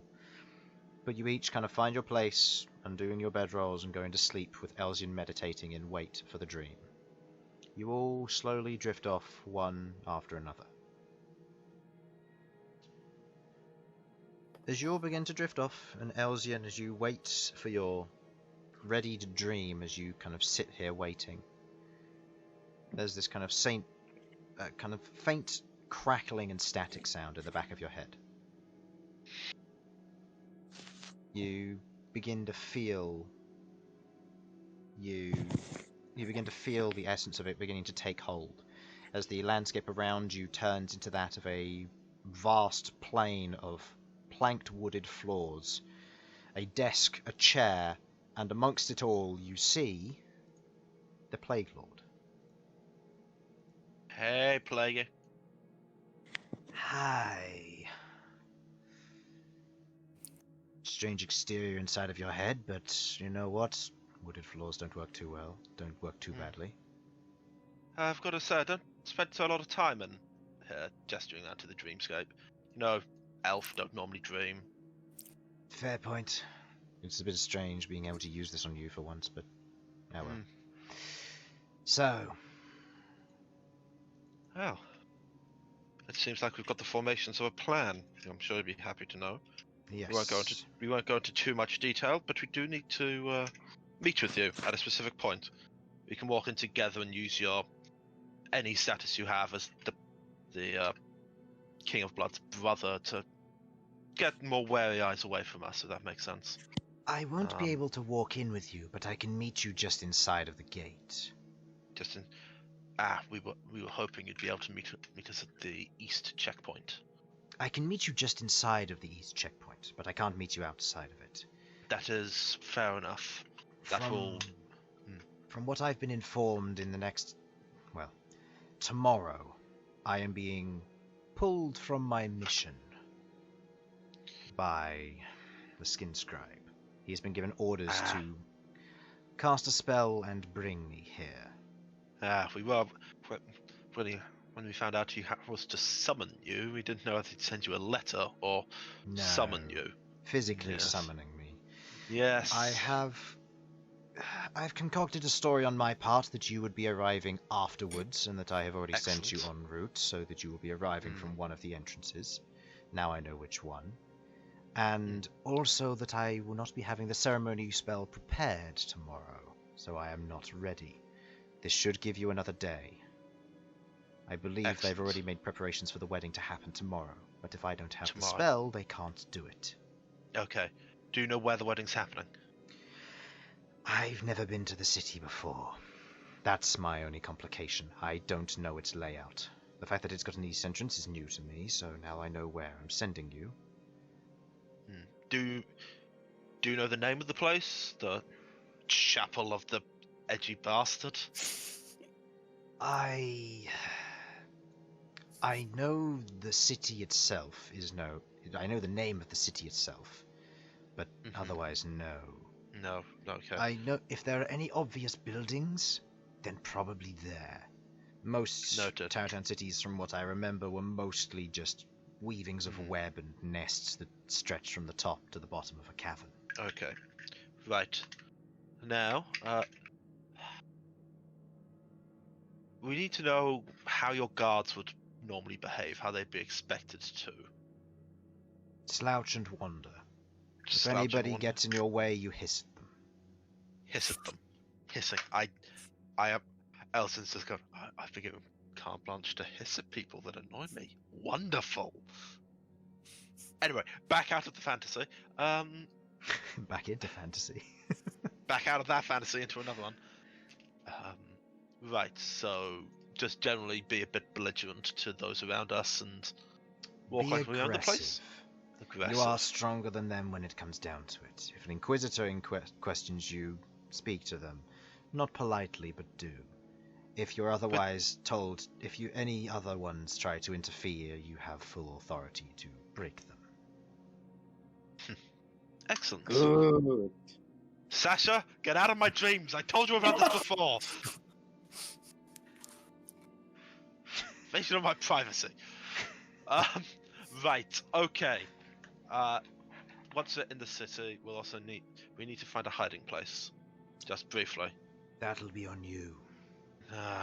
You'll need to find somewhere to hide. Most Terratan places do have pockets and areas that are a bit more disused, but you'll need to find them. Well, like I said, okay. I've never been there. But you will have full reign once you're past the gate to do as you please, so long as your illusion lasts. Oh, it will last. We got 8 hours from casting point to getting to finding our place. That's fine. Once you find a spot, I'd recommend closing whatever the door may be, shaping it with stone, or creating a wall to protect you for a period of time until you want to remove it. Well, we'll figure that one out. I'll let them know once I wake. Next weird question. How do your guards smell? He pauses. Okay, let me explain. You watch as he kind of lifts his arm and just kind of. Elsie just sort of looks. He pauses and thinks. He doesn't necessarily know of smell, given he's an insect. He more just absorbs moisture. He kind of puts his arm towards you. Right, okay, this is going to be a bit weird. Just sort of stand still. Elsie just slowly sort of moves in, 1 foot in, sort of looking around, making sure no one's checking, even though he knows no one is. Although, Elsie just sees for a brief moment, far away, an elven woman. Oh no. No, not. Mum's here, watch me do this. This is weird. Don't sniff the peasant. No. Elsyan just. I don't want to do this. I don't want to do this. Elsyan takes a sniff. Okay. Make me a nature or wisdom. Or no, make nature or survival check to pick this up. Oh boy! Actually, I'm kind of good at nature. Survival. Not Terrible at. Okay, nature it is. Okay. That's an 8. Of course, Elsyan doesn't. You take a whiff. Peasant. It smells. Of It peasant. smells of peasant. Kind of a more of a Shit. old person smell. Oh, we Strangely need enough. to wet ourselves. Wonderful. Oh boy. This Has a is strange, getting almost cursed. yes, strange old person smell almost. It's the closest you can really think of. Well, that was strange, and we will never discuss it again. Yes. That's... I'm now. As pulls out his mental list of notes. The last one was details on the ceremony. Details on the details on the ceremony. Anything extra that you know? How long it's going to take? Whether will there be a section just because it really work for drama's sake where you ask if anybody's got any objections? That one is specifically left out of natural fiendish ceremonies. Damn. But I can always add it in for flair, but my brother might not like it, and I don't want to give away anything. I will say that fair. the ceremony itself will take around about an hour once I start the casting of the spell and start giving the talk. Okay. Okay, that's fine. That's fine. Damn, I was hoping for a dramatic moment, but it's okay. It's okay, we'll make do. I can always have it. You can always enter in on death till you part. Yes. It's close to the end, but it would be a dramatic moment for you to show up and just slice his head off. You know what? I think. I mean, I think I'll let Queglod decide that she's going to be the one actually. Oh yes. If we're absent from the ceremony itself, would that be suspicious? As your insect guards know, I can have you be elsewhere around the city, just doing surveillance and running Excellent. other jobs. He'll have his own personal god sworn with him, so... Oh, wonderful. They sound friendly. Well... From what you mentioned, you've met them before. Insectoid human-like creatures. His children? Probably have. I have a lot of information that I very quickly forget. But anyway. Is he talking about those 6 arms? Yes. Oh boy. Oh, the things I watched to murder people. Yes. They will be at his wedding.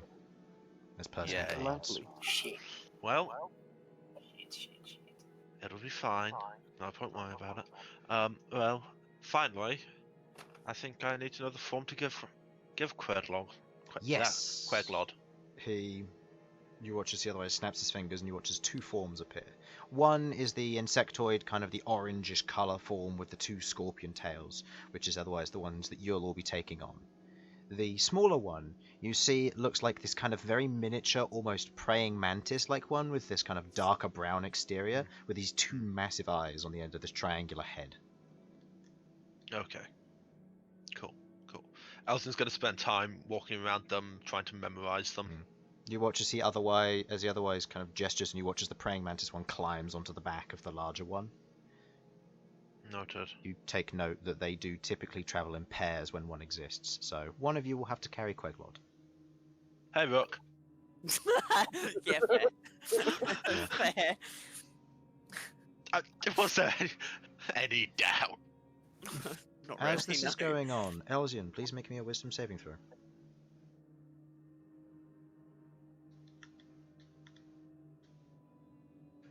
Oh. I haven't rolled yet. Okay. That is a 12. As this is going on and you're otherwise inspecting this, you feel this strange almost disturbance as the static builds up.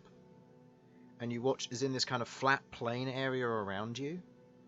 You watch as there's this moment where this shadow begins to leak in, the Plague Lord's head turns, your head turns.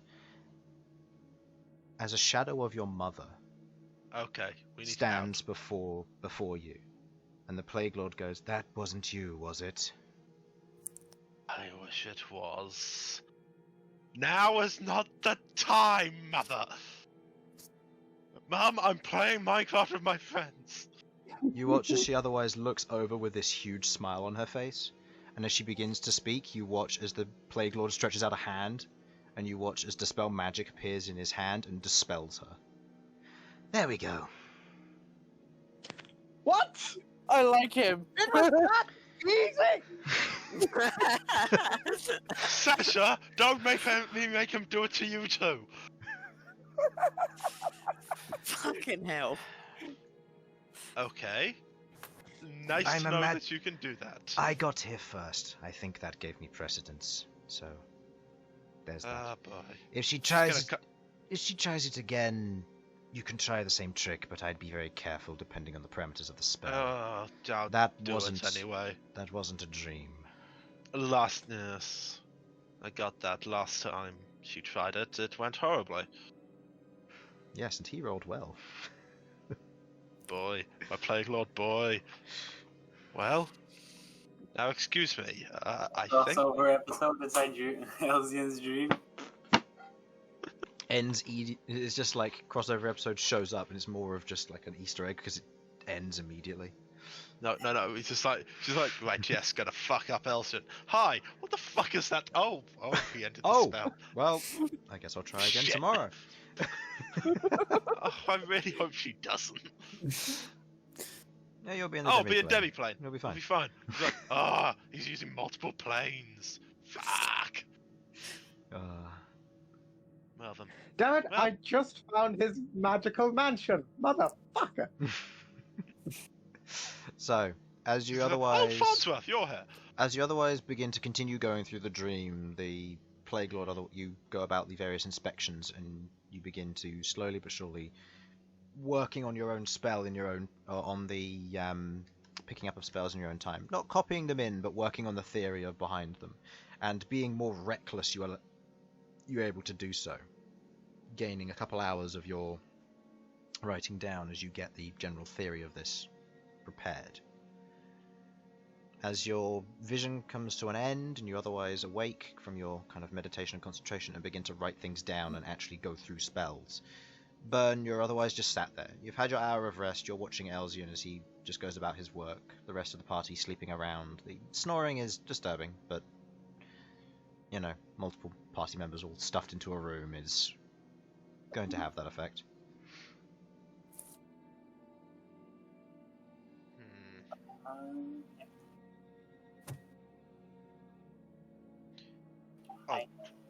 You're quiet. Hello? Yeah. Hello? Yep, I can hear you. Wait, so I've slept? You've slept, yeah. So you're allowed to do a light activity because vampires only need 1 hour of sleep. Just if you start a spell or start a combat, then you gain a point of exhaustion.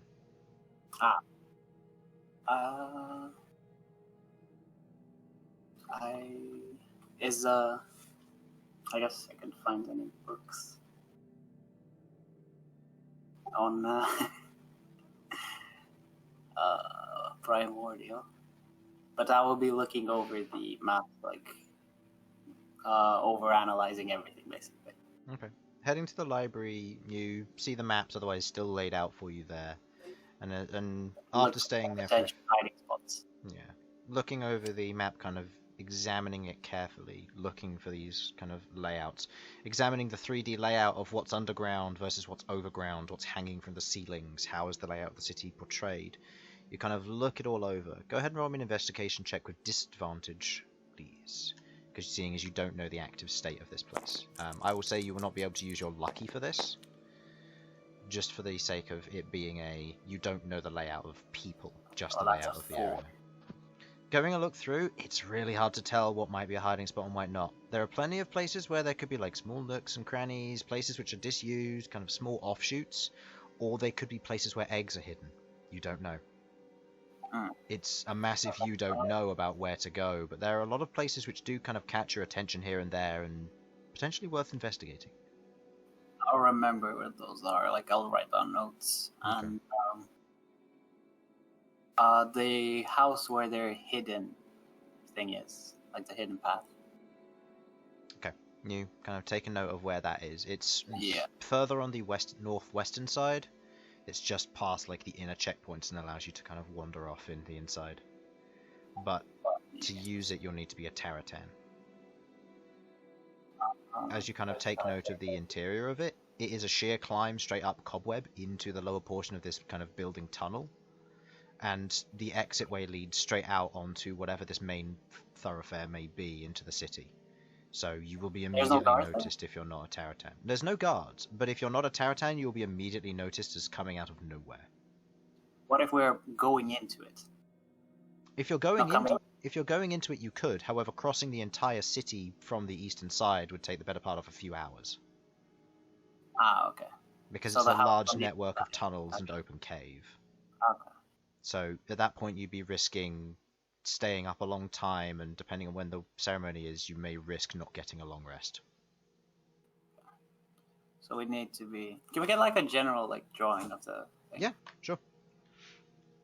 Yeah, I didn't prepare a map simply because of the sheer population density of this. Okay. So you'd have something along the lines of this. Like that. You have the western entrances on these points, the northern entrances on these points, eastern entrance and southern entrance. In the center of all of this, there is a large, like, rectangular or square building in the center of this all.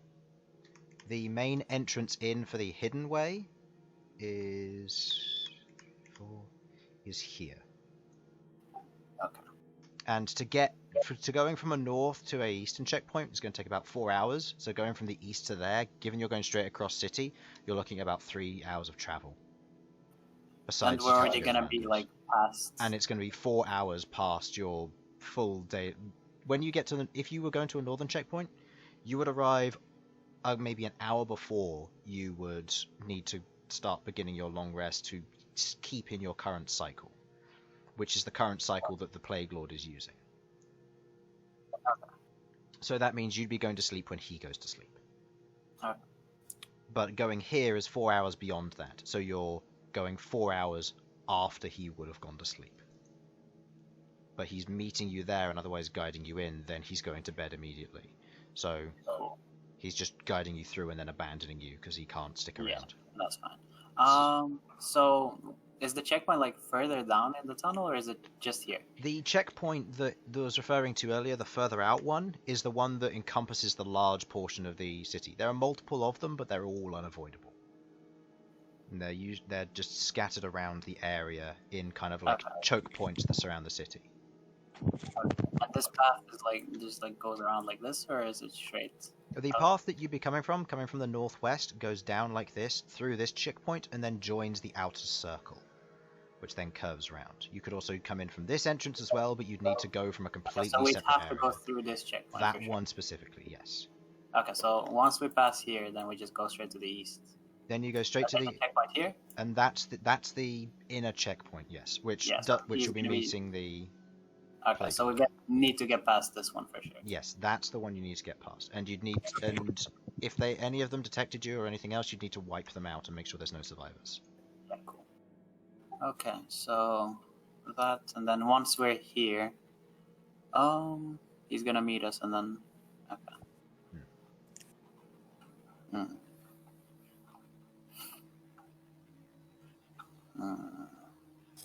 Do you have like a graveyard anywhere? You know that Taratan are typically cannibals with their dead. Yeah, that's true. Where would be like the least densely like guarded areas? For the investigation check, it's hard to tell. You know that given the centralization of this building, that these two checkpoints will be very well guarded because of the nature of the area. But because of the distance over here, there'll be a lot of Inquisitors around these northern sections. Okay. So, guard routes are something that you're not really going to know, because it varies from moment to moment, depending on where attacks are coming from. Yeah, we're planning to, just as soon as we get into the city, we're just planning to go inside the mansion, right? Is that the plan? I believe so.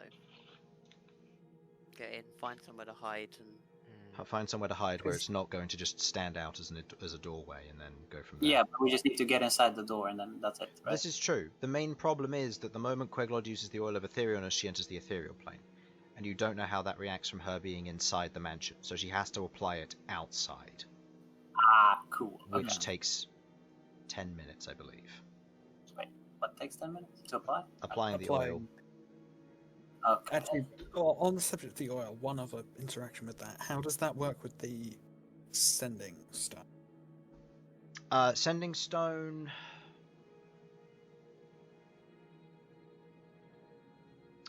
Because the border ethereal is technically, in quotations here, a complete reflection of the material plane, I would allow it to interact perfectly fine with it.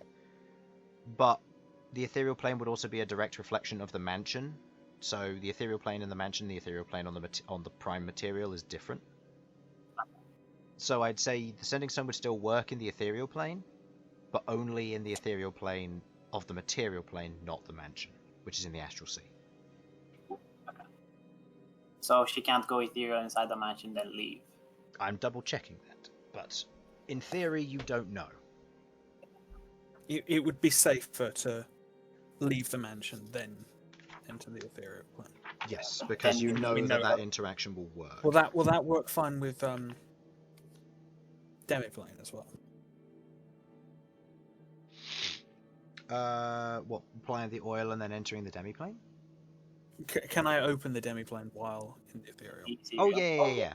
The same instance applies there, Okay. because it's the same opening the demiplane from the ether, because the party can't be affected by the oil of etherealness, and because you can't technically drop someone into the ethereal plane without them having the ethereal spell cast on them. It would be a drop straight into the material from there. I ask because it's an action to leave the ethereal plane and then an action to cast demiplane. Yeah. And if I have to do one then the other, I prefer one turn where I can't do anything and the party's there versus one turn where I have to do a specific thing and the party's not there. Yeah. Okay, it takes 10 minutes to apply the oil to yourself. Okay. We need to buy 10 minutes when you leave. But all of you will be in the demiplane by then. How long is it? I mean, if you've got a secure place to stay... Does Queglod know invisibility? No. If we've got a secure place to stay relatively close to what I presume is going to be a fairly obvious building that's going to take place in. Even if he doesn't know now at the time of the dream, the Plague Lord might have been told by the time we get there. Yeah. When this is going ahead. He told you, as accordance to his assumption, that it's already prepared, it's waiting on him with the ceremony spell. Which means the moment his long rest is up, he's going to be expected to cast ceremony and begin the procession. Mm-hmm. So we have 1 hour when we wake up to find it. This means that you have time when you enter the city. He can buy some time, because obviously the others will need to assemble. It's not just they're all waiting at the altar for him.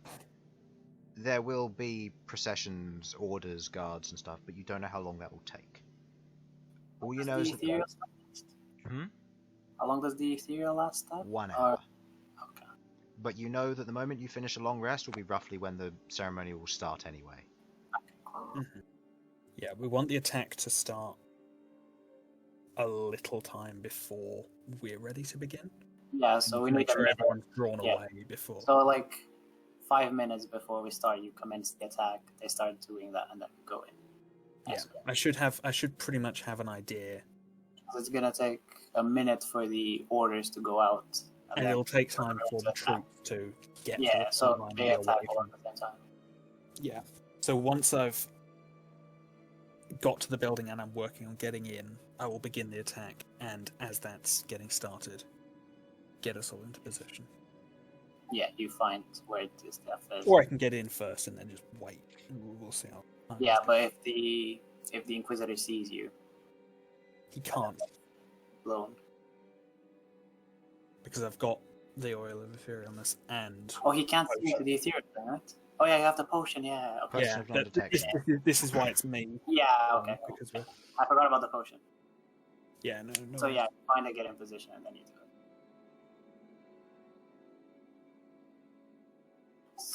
Oh, okay. I guess I'll like take extra time to like look around this area then, Chris. Okay. Kind of looking around in each of the details, there's a lot to take in, and a lot of this information.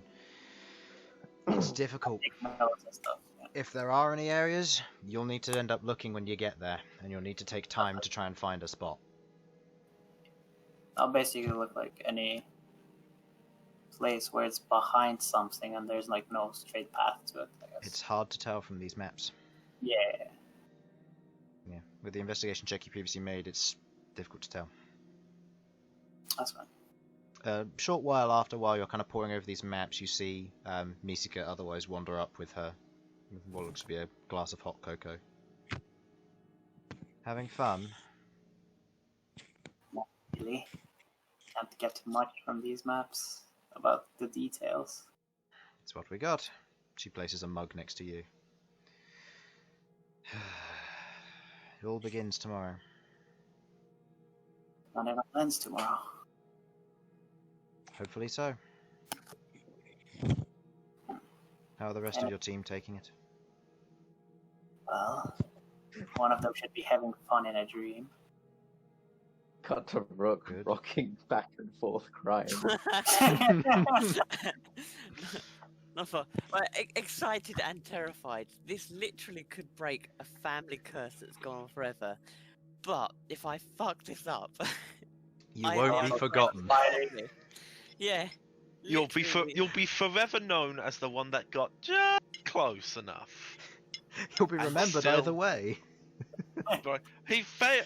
He'll either be, yeah, he freed us of this curse, or oh no, we're fucked forever because No, that's do you now wanna- the Emperor of Blood we've got to kill. Do you want to know what scares him the most out of all that? If he fails, that inevitably it'll be his kids that've got to take on this Yeah. mantle. Yeah. That scares him. Does it count if they marry into it? Because if your wife could take over, like we'd be No. this would be already over. They need to I be mean- bloodline. The wife Bloodline. could be their party member. That's very true. Technically, you just need the one person to just use the axe. So at that point, it must just be a family outing. Yeah. Okay, imagine I'm the king of blood, or the emperor of blood, or whatever the other. Yes, I remember your father. He came close, but I'm going to kill you now. You And killed they're him. like- They're gonna be like, nah, Mum says no. What? That's What? not how it's like. Mum says no. And, oh god, Oh, Emperor of dear. Blood or Rook's mum, who would win? Okay, not Rook's mum. Rook's wife. Why not both? Oh god, Oh, that's no. terrifying combat. Two Minotaurs. Oh, that's not too difficult to fight. Ah, yes, it's a mother and a wife, and they're Oh, both well. very pissed off. Oh. Any No. plans on what you're doing after?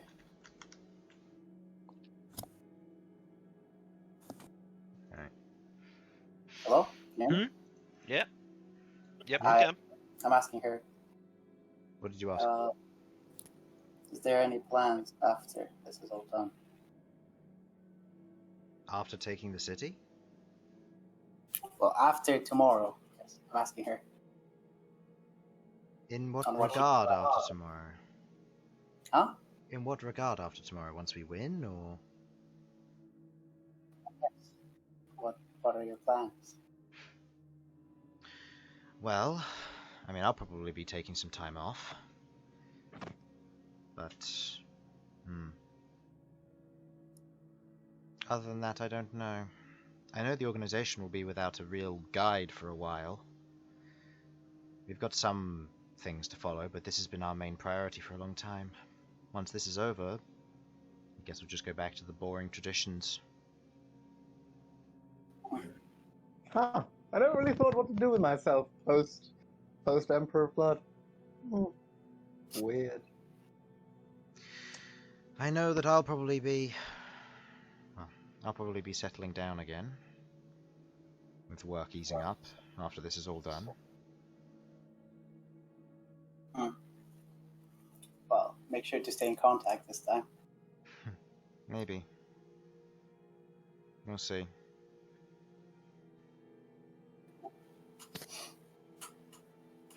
And you're gonna be leading the troops tomorrow. The information. Father will be taking care of leading the troops. I'll be the one coordinating it all. Your job is like more important than his, to be honest. Maybe. But we've called in some allies for this. Some allies of yours as well. Yes. They should be here. Well, I assume the Phoenix. Who else said they'd come? What was that, sorry? The Phoenix said they'd send, and who else? I am just checking what factions they are allied to.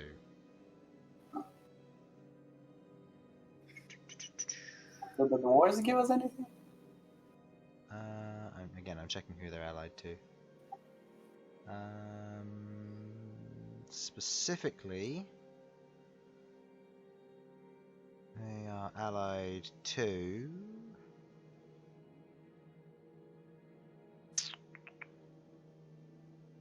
Okay, so we'll be getting aid from the Phoenix. We're also getting some aid from some of our underground Umbral troops. They'll be attacking from the Underdark. See.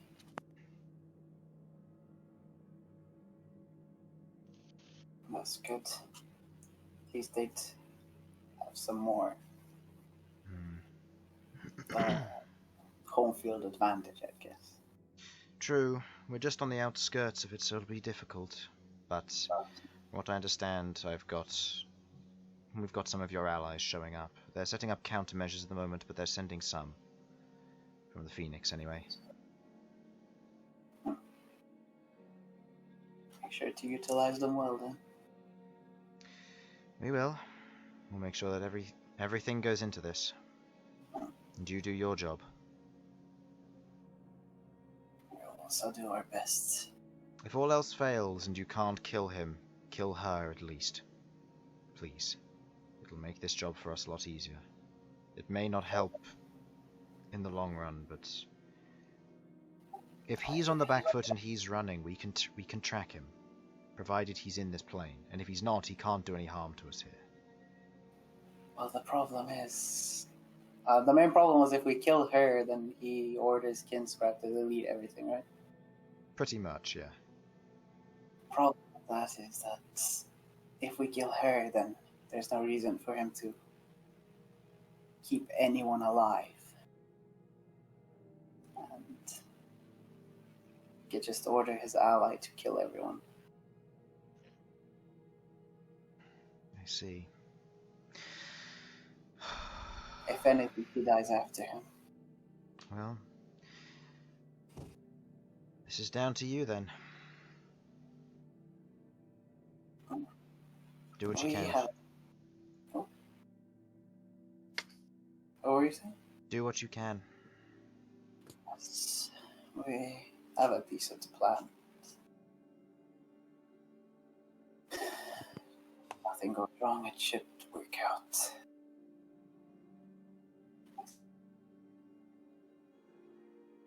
As long as his new allies aren't too overpowering. Guess we'll find out. Well then, I'll leave you to your prep. Yes, enjoy your cocoa. Thank you. She leaves you yours, she drinks hers and otherwise wanders off.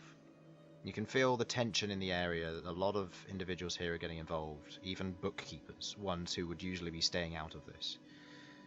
They're being pulled into this. Everyone is being pulled into this single objective that they've struggled with for hundreds of years. This is the final goal. Oh, is Master gonna show up? You don't know. I hope he does. I want to see it. Okay. Time goes by, each of you having your dreams, one after another. slightly nervous, and for some of you it's a little bit more restless than others, but it's not disturbed. You each wake up one after another, having a breakfast, preparing for the day. Now, beginning with the nature of the plan, how are we going about this? So what is the first step that you are taking? How long does it take to get from here to here? You've got to worry about getting to here first, but it takes about 3 to 4 hours to get from here to here. Okay. And to get to here, I assume we're gonna go with them and then split off? Their troops are already there. It's you alone going to this. Yeah, this but tunnel. till when can they take us to? They can take you to the outskirts, so they'd be able to help you kind of traverse the tunnels, but the rest of it will be up to you. So, about 10 hours overall from when you first wake. Yeah, I'm just asking, like, how far from this checkpoint can they take us to?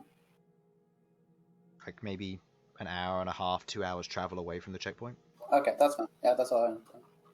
Just so we can, like, preserve as much time in our seeming. Okay. Before we need to use it. That's basically it. Okay. So I If assume getting to this checkpoint is what's taking the most time, and we don't need seeming before we get there. yeah, Could we're we gonna not travel seeming faster? as close as we can to it. Yeah. That's what I mean. That's Okay. what I wanted to We ask. don't necessarily actually have to spend 10 hours marching. I mean, if we plan on taking a long rest, I can try and get us there faster. Yeah, fair. Yeah, we will be taking a long rest, so. With what? Wind? Uh, what was it? Yeah. No, take us well, faster with what? If you're taking Windwalk, you won't be able to be led by a guide, so I will need survival checks upon navigating the caverns. If you're traveling with a guide from one of the rangers, then you won't need to make any checks, but it will take you the 8 hours to get to where he can lead you to. So it depends on whether you want to rely on your memory of the maps in this underground section, and there's a lot of caverns. Nah, I take I the can guide. try and look at the maps. I mean, just being Malcolm personally, he's a bit better with maps. So Well, keep in not mind- better, but he does things with maps. You won't be able to look at the maps while you're on the go, and yes, you can drop in and out of the form, but if you get lost, it will cost you potential hours and encounter time where you end up fighting something. Yeah, I'd rather take the guide and just. Yeah, let's take the guide at a quicker pace, or at Yeah. the pace we can. Let's make sure we get there. Yeah, just take the guide and just make sure we won't be super exhausted by the time we get to here. Make sure we just get here on time. That's basically. So we want to get as close as we can to this, then seeming, and then go through. Do they have any guards outside of here? They have patrols, but the patrols are random, depending on where the rangers and the vanguard are going. Okay. Well, let the guy take us as close as we can, and then we'll see me through. Anything else that needs to be mentioned? Um, I'm more referring to everybody else here.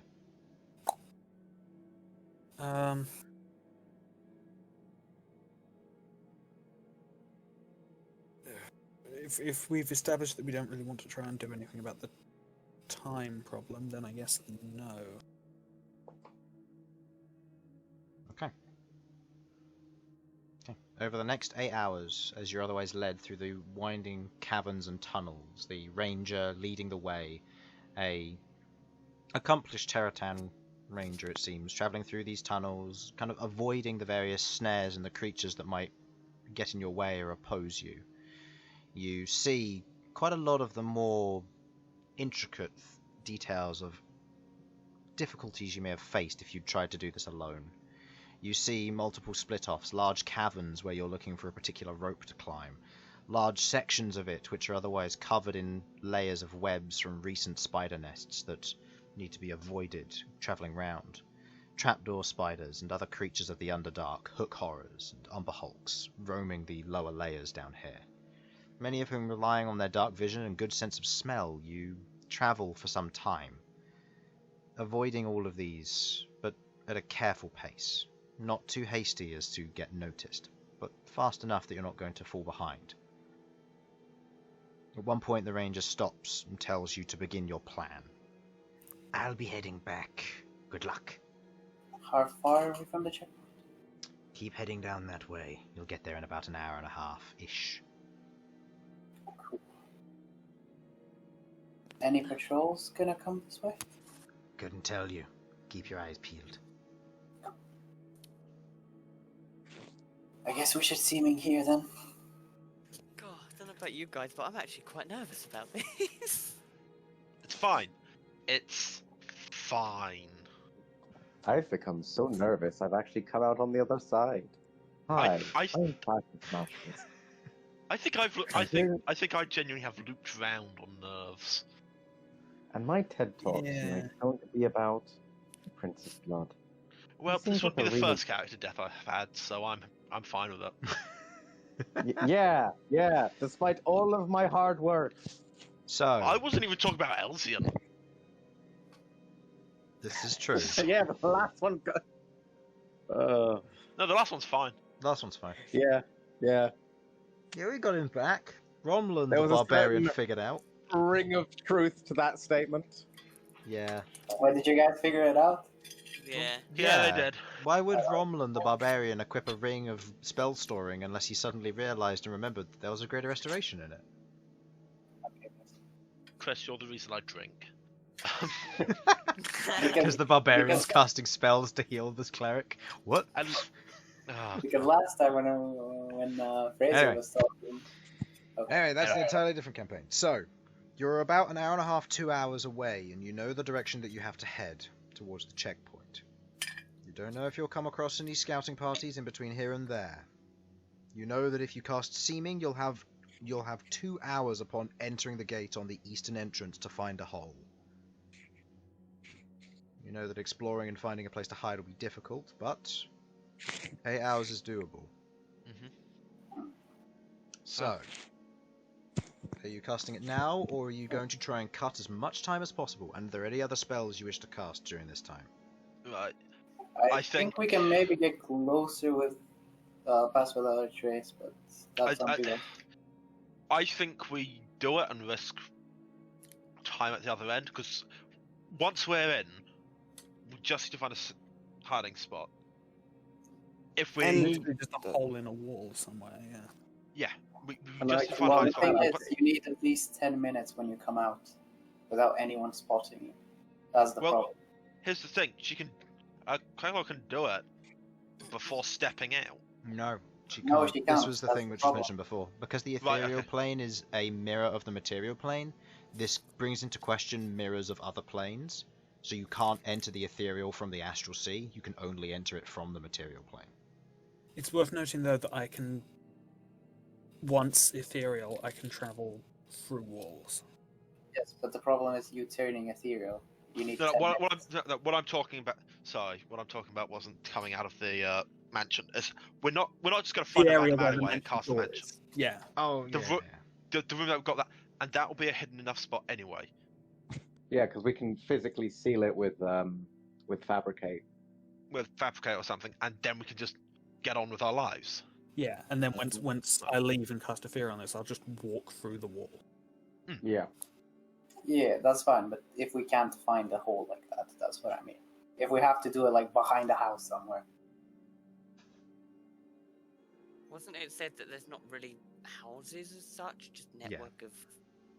There are a network of cones, almost like stalactites and stalagmites, kind of meeting in the middle with these large, kind of long, almost tubes of webbing and otherwise natural structure to the rock, which nests are built out of and into. So they're almost like these large pillars that rise up from the ceiling to the floor, or from the floor to the ceiling, and it's just entirely webbing and network inside. But there's also underground layers as well, which is more natural cavern and pockets. So it has two sides to it. The above city, which is all webbing, and the below city, which is all underground stone, but a lot harder to navigate and a lot more well-travelled.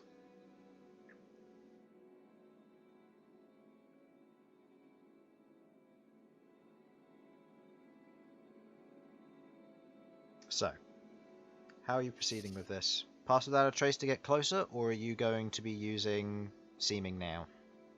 I think Seeming now. Yeah, seeming now. Seeming risk. now. Okay. Casting Seeming. Queglod, get on Rook's shoulders. Very well. After I've cast a spell. I Okay. get the glory of hissing at everyone now. As yes. Right. Okay. Yes. I'll need to tell you about how to act. Be yeah. belligerent assholes. So Act like you. I don't have a collar no. What? to put up. Walk round all pompous like. Oh right. Okay. I knew these jokes were gonna come, but please, sensible and professional. Yeah. All right. Okay, right, but seriously, be belligerent. We've got a fairly strong amount of power. If an Inquisitor speaks to us, speak to them back if you're able.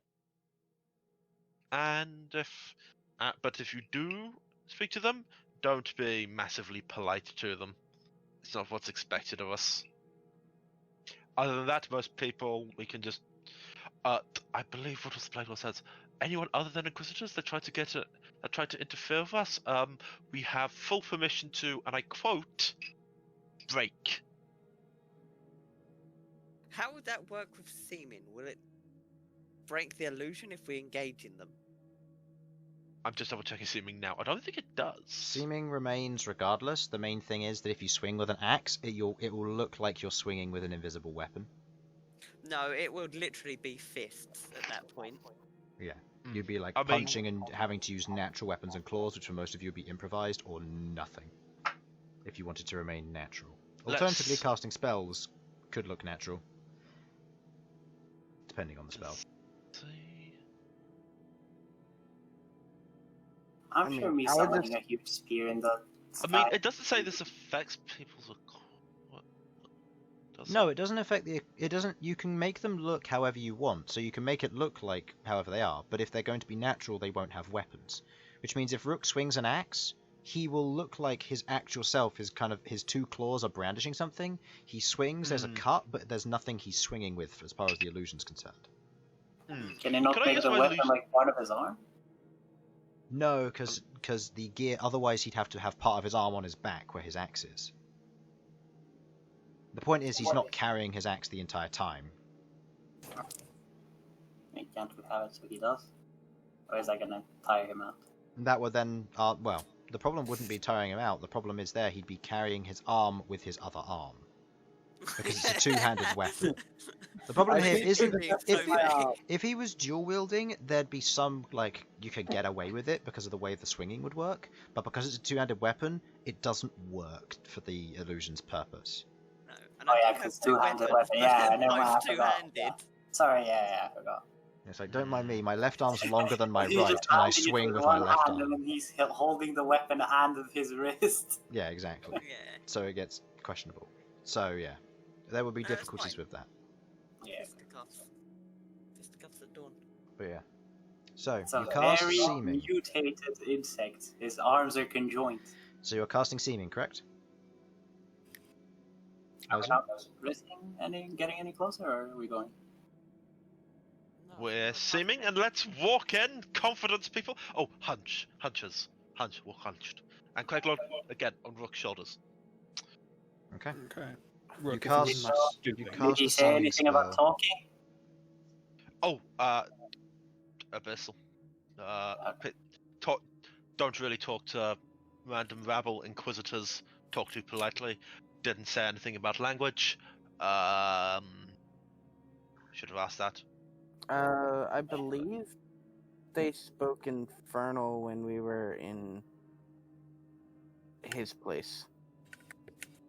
Okay. They spoke Infernal between him and his guards. The Taratan themselves speak Abyssal. Yes. Yeah. So if you yeah, come I across any of his guards, Infernal will work. I mean, would it be reasonable for us, or would we know if it would be reasonable for us to not know Abyssal? Given that you are direct spawn from a demon, it would be very questionable as to why you wouldn't. One of you does know Abyssal, though. So it's just Yes. the rest of you who'd have to worry about it. We're mute. So I have to make sure everyone is shy. Not necessarily. Shy. No, Just that you have we a act spokesperson. better than them. Elsyan will put on his signature air of superiority. So, Do you also know this or no? No. Okay. No, I don't. Anything Elven, I've got you covered. Deep speech, sure. Little bit of Dwarvish, I can do that too. Abyssal, no. I can bust out giant goblin, celestial, and sylvan. Oh. If we start talking in Celestial, they won't understand us, Rook. Look, we just all catch on fire. It's like, why's this happened? So, as Elsyan pulls out the spellbook, the tome next to him, you watch as he runs his hand across the pages, and as seeming begins to be cast, you watch as this almost triangular eye below each of you begins to rise up, spinning around each of you as you begin to be masked in this very kind of thick illusion spell. You feel it begin to kind of morph and form around you as it does so, kind of forming the larger forms of these insectoid-like creatures, making you all roughly the same height, doing some small adjustments, making Sasha as tall as she can, making some of you shorter, with the one larger one at the back who will have Queglod, the praying mantis, on his shoulders. As you make the illusion present, all of you feel as though you're almost in some form of suit, and it gets lightly heavy as the shadowy physicality clings to you. Due to the nature of being an illusion wizard, the seeming takes a physical form. And so you all feel this kind of slight heaviness. It's not going to slow you down, but it means that if someone were to touch you, you will feel like you are the illusion. Elsyan, do you have prestidigitation? Do I? Yes, I do. Okay. Hey, Make look, us we're the smell cast of A Bug's Life. Smellify us. I'll do my best to smellify us. Oh, right, yes.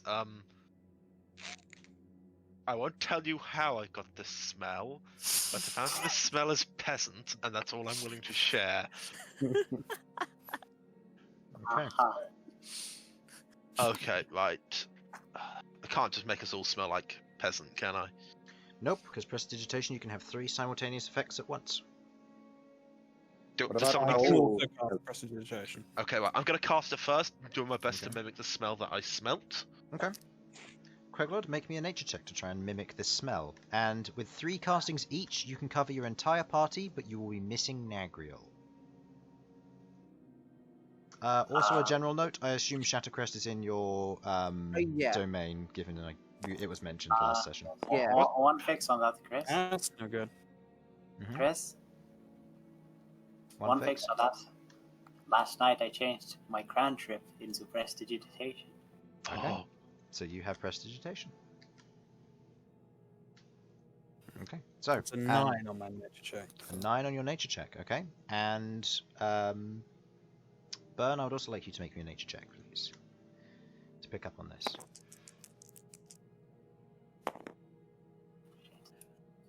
Nature. The whole party's just like, smells of peasant. Doesn't know the smell. 7. Alright. You mimic the smell that Elsyan has created. And the smell that he has created is indeed peasant. It's a dirty smell. It smells of bog water as far as you're concerned. It's difficult to tell. To the trained nostril, it may be able to pick up on this, but to the untrained nostril, you'll smell horrible. Can I tell what we smell like, please? Make me a perception like check to with know. disadvantage, please. I want to know what we smell like. I'm curious. I'll say with disadvantage, given this is a very fine, deep, fine motor skill you're trying to hone in on here. I mean, you know full well. Double natural It's one. good we're getting them out of the way now. Hold on. 11. At least we're getting them out of the way now. Before they're huge. That's still a 7. They all smell. You all smell like peasants. Oh my god. I'm not gonna roll, like... Rolls I'm with good. disadvantage gets 2 natural ones. Well, The writing's on the wall, everyone. I mean, I haven't actually rolled for 3 sessions, so my plan is that I'm stocking up the good rolls. Gets into combat rolls only natural ones for the first Yeah, it stocks up. round I've of combat. stocked up the ones. Fuck. You were going to say something, Sam? Was I? I don't know. I thought you were going to say something before the 2 natural ones. Oh no, I can't remember. Okay. I can't remember, Chris. That was 5 minutes ago. No, it wasn't. It wasn't even Smell that. like peasants now. It was You 30 all smell seconds like ago. peasants. We need to reapply this every hour, so. Yeah. Okay. You just Easy need to get enough. it. You wander forward as you begin to travel. Are you traveling stealthily? Obviously? Are you running? Belligerently. Slouching. Yeah, with authority in our step. Okay. Slouching. Okay. If you're And walking, march and step. 1, 2, 1. No. okay, walking in a manner that you're making yourselves obvious, but you're also making yourself in a position where you have authority. I would like everyone to go ahead and roll me a performance check as you approach the checkpoint, please. Oh boy, charisma Goodness. checks. Elsyan's great Oh, at yeah, I'm good at these. these. Fuck, I'm gonna lucky that. That's always good to hear. Okay, that's an 18. I want it known it's an 18. I rolled a 19 and got an 18. Oh. That's wonderful. I've got a 19. Am Okay. I? Oh, fuck's sake. Okay, You know how... We'll go around the table. I would like everyone to roll their performance check, and I'll go around the table when asked who rolls afterwards. You know how Rook is famously known for his charisma. Okay. So, Bern, 19. 19.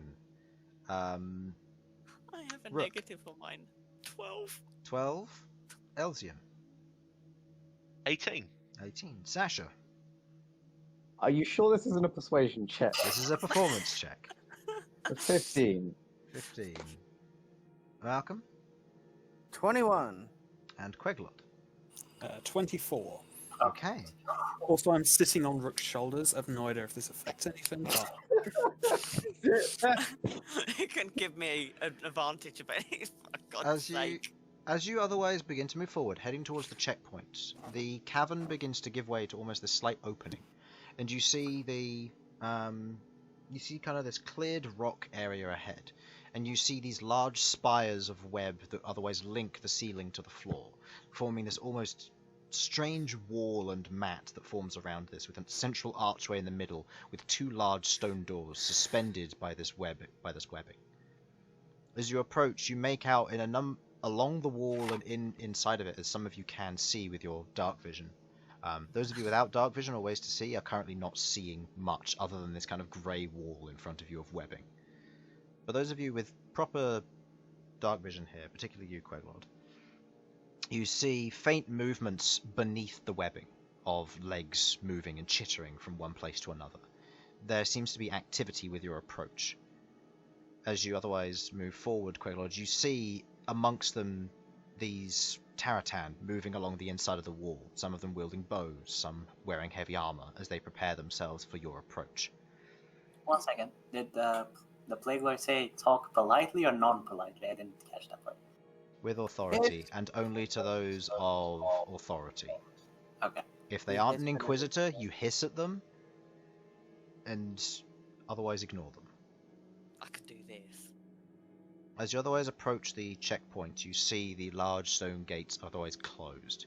You see a number of Taratan otherwise moving around, and you watch as from one of the larger holes, these huge haired legs coil outwards, and you see these trapdoors beside the roadway here lift up slightly, as you see peering eyes of these black spheres from the interior looking out at each of you.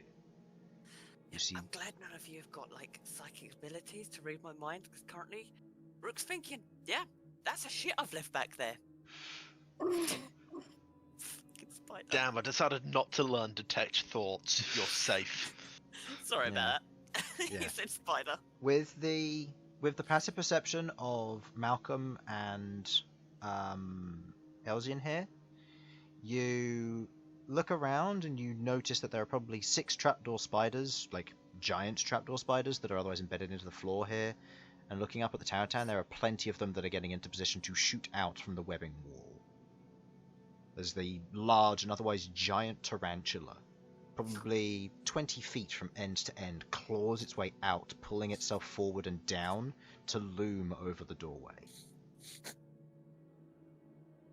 We're supposed to ignore this, right? Is this tarantula a inquisitor by any chance? No. All of these are natural spiders. The Taratan haven't shown themselves yet.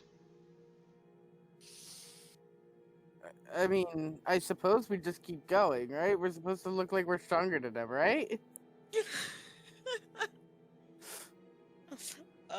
That's a good reason I rolled 12. I mean, I can't say anything because I don't speak any other languages that they like. But could we not, like, call out to any? If there's anyone in charge here? I think we just set ourselves, go up to the gate and wait until someone. I think we just walk up to the gate. And Yeah. Inquisitor. So you're continuing to walk on. I guess so. Yeah. If they want to stop us, they can. If not, we keep going. Okay. We act like we know what we're doing, even though we know we don't. Okay. You otherwise continue walking on, stepping forward, moving towards this. You watch as the giant tarantula kind of moves down and imposes one of its large legs in the way before beginning to hiss at you.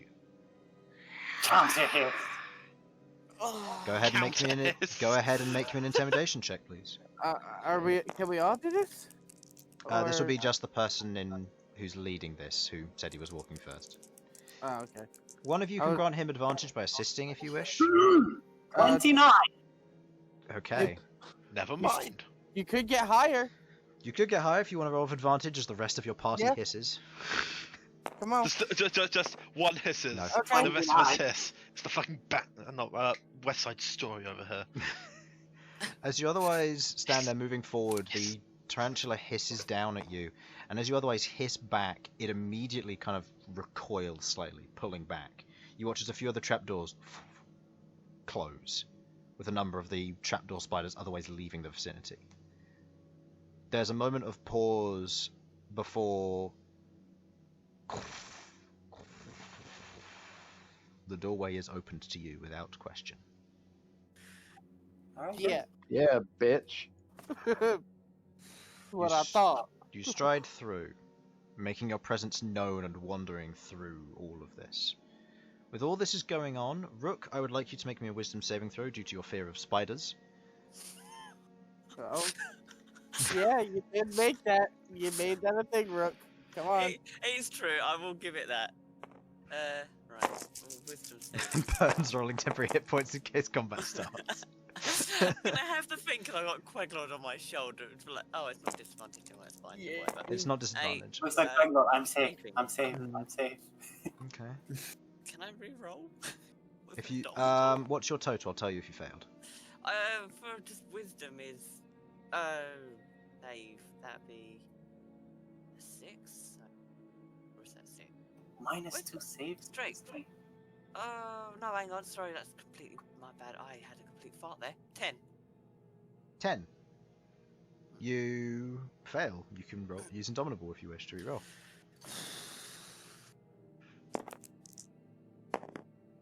Did you wish to Alright. use your last Indomitable? Yeah. Wait, can it only be used once per turn? I don't know. Doesn't matter. I'll, That's I'll, the point. I'll allow it, given the natural 20. As you begin to walk under the giant tarantula, it reminds you of hell spiders, but they're not quite as big, thankfully. But they are still hairy, covered in eyes, and absolutely petrify you as you wander under. You hold your composure just long enough that now you're moving away from the tarantula. It's not to worry, it's behind you. Yes, it may be looking at you as you're swiftly moving on with the rest of your party, but you otherwise move forward and away from the checkpoint. That's not good. You've passed the Fine. checkpoint, making your way on and round, navigating your way. I would like someone to helm a survival check here, please. I don't mind doing survival. I mean, I don't mind doing survival Map either. boy or you. I will. Yeah, I will plus say, five and plus five. Bern, you've used your intimidation here, so you will not be able to participate in this survival check here. I was gonna say like map boy should probably do it. Okay. Map boy. Okay, man. Double checking survival. Okay. Yep. If anybody wishes to assist him, they can. I would like to know how they will assist him, though. I will assist with my natural charm. No, I somehow don't think that's going to Is work. anybody else Can proficient I- in survival? Oh, what were you going to say? I Queglod? am. Can I use the Orb of Direction to assist? That is a good call. Go ahead and roll with advantage then, please. That tells you which way is north, so you'll know if you're going the right way. You have a better frame of reference for things. There we go. 25. 25. Easily enough, following the map and with the orb of direction for a natural compass, you make your way round the outside of it. And with good time, without getting lost, 2-3 hours go by. A few patrols pass by, but they don't interact with you, seemingly ignoring you. You wander round through the caverns and you make your way towards what looks to be another one of these large gates. As you see beyond of this opening that leads inwards, you see beyond the beginnings of some scape of a massive interior. You see another one of these gates, and you see on this one is a little bit more well armed than that first one. The first one had large numbers and a few trapdoor spiders. With this one you see what looks to be the large stone gates before you, the interior of the walls, which is otherwise built up of webbing, blocking off the tunnel entirely, with a number of the Taratan moving around inside. No tarantula, however. But what you do see is a number of palisades, spike traps, and other things set up as natural defences here. To attack this place would be almost a suicidal effect. And if you were to add any more troops, it would become a very easy choke point to defend. Do you approach, and is there anything you wish to do before you approach? I assume we applied prestidigitation for smell. You're applying prestidigitation. Anything else, or...? No, I guess we're... Same strategy as last time. It Same seemed to strategy, work. yeah. The fact that Yeah. there's no spiders... Are there any spiders from what we can see? Not from what you can see, no. Okay, I can cope with that. But I'll say to Queglod, I am... If there is spiders, then I'm going to close my eyes. If you can help me direct. So I don't... Yeah, Okay, panic. I will make sure I've got like a firm grab on Rook's like fur, I guess. Yeah, that's fine. Use his fur as a fucking Ratatouille move. Literally use my fur as a form of reins. Oh, he's Remy from Ratatouille, just steering Yep. Rook. It's a Ratatouille move. Just make sure you stride confident. Oh, I will do that, don't worry about that. Alright, so, Rook, I would like you to make me a D20 roll. And Queglod, please make me a perception or persuasion check, I guess. I don't know. This is... Improvise. Yeah, I can't risk another wisdom saving throw. yeah, good enough. You... Okay. Yeah, closing your eyes and otherwise being guided by Queglod, you follow the rest of the party and you proceed to do so. As you approach the edge of this, you watch as a figure moves out with the rest of what looks to be a small Taratan group around him. The individual approaches and speaks in Abyssal. What purpose do you have here, outsiders? Does he look like an inquisitor? Go ahead and roll me an insight check.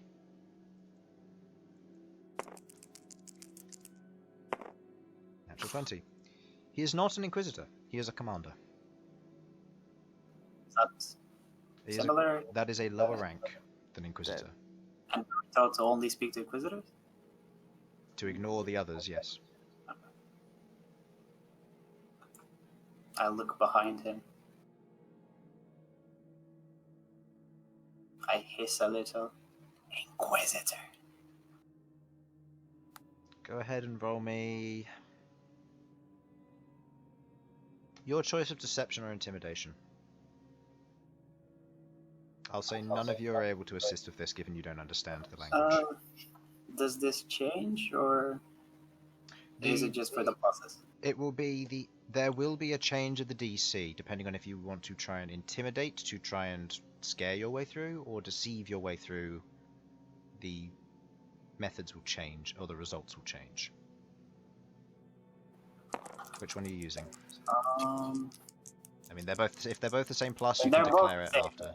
Yeah. I'll go with intimidation.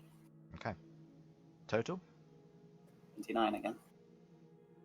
Can he succeed the wisdom saving throw? No. The commander looks at you, and as you kind of hiss that, he steps back instinctively, the others doing the same. There's a moment as he turns back and shouts back in Abyssal, "Let him through." There's a shift, and you watch as the doors otherwise open. As you make your way through, the commander going ahead of you. Walk through. You walk through and into the inner sprawl of this, otherwise still being guided, Rook. You don't see the interior, as those of you with high passive perception, which would be Elsyan and Malcom, I'd say Harlan with this as well, or Sasha with this as well, you would note as the interior of this... I want Harlan with And this Harlan. weird character. Oh, fucking ginger! Punches in the face. Me having I mean, a I'd have to be a commoner, so I would just die. Even no. Man. What were you saying, Infernal? Is me having a higher dark vision range change anything? Yes. You and Queglod having a higher dark vision range would allow you to see a little bit better around here. Queglod obviously seeing the colour as well.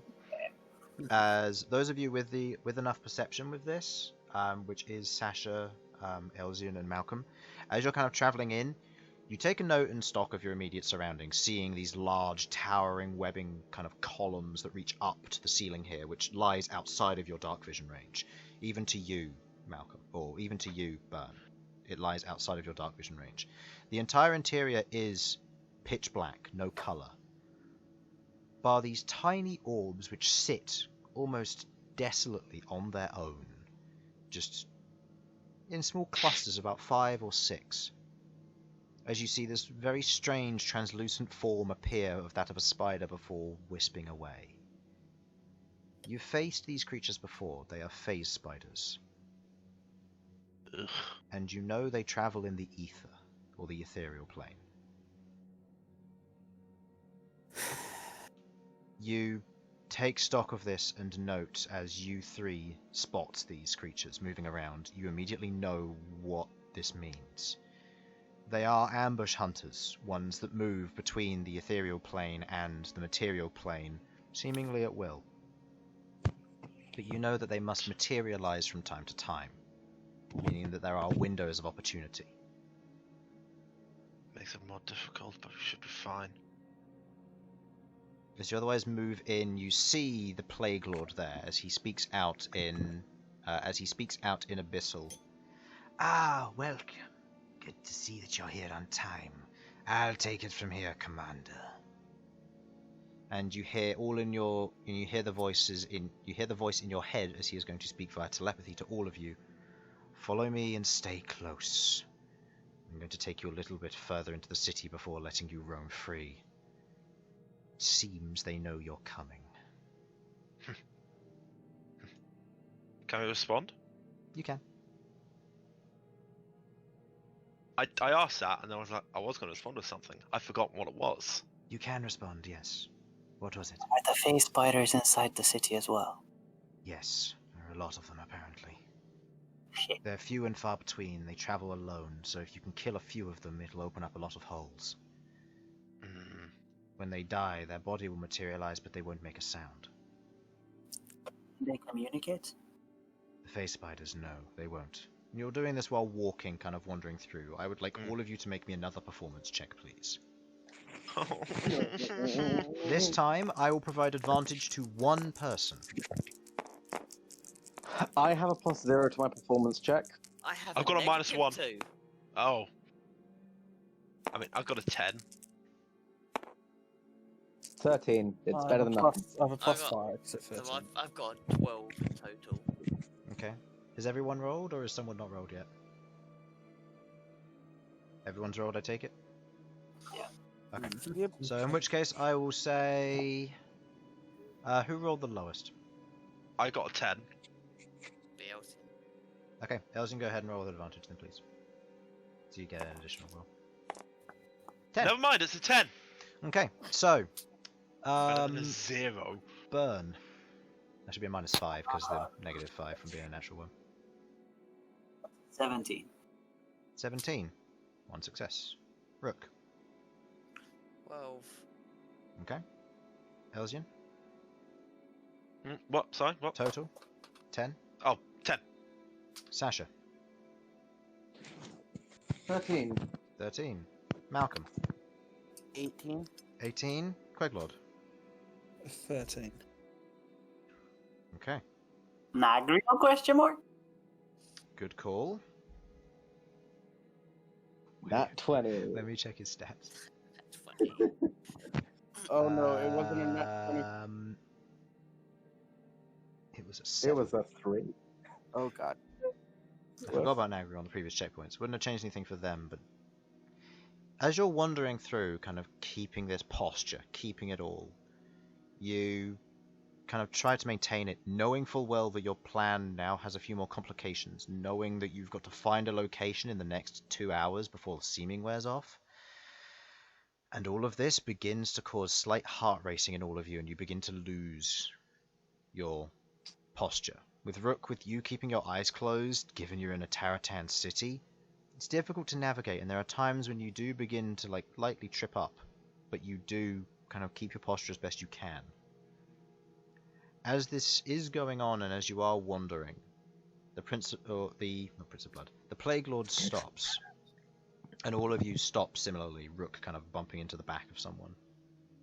As the Plague Lord stops, he looks around and glares at each of the Taratan that are maybe lingering, and you watch as they do begin to scatter.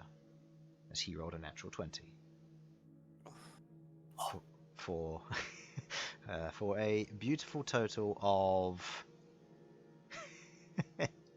of 37. Nice. As he holds his own and very much saves you there, as he looks around, glaring at all of them, getting rid of them, before he turns to you, and you hear in telepathic form, "Go and find a hiding spot." As you hear him say in Abyssal, "Go and find a place to stay. Scout once you're arrested." And you watch as his wings stretch out and he flies up into the area above. He has wings? Yeah, he has locust wings. He's a cockroach. He's a cockroach. Well, cockroach wings. That's true, But yeah. He's got wings, and you watch as he spreads them out and he flies. God, he's like a little trash angel. Now that we have a better look at the place, any obvious spots come up?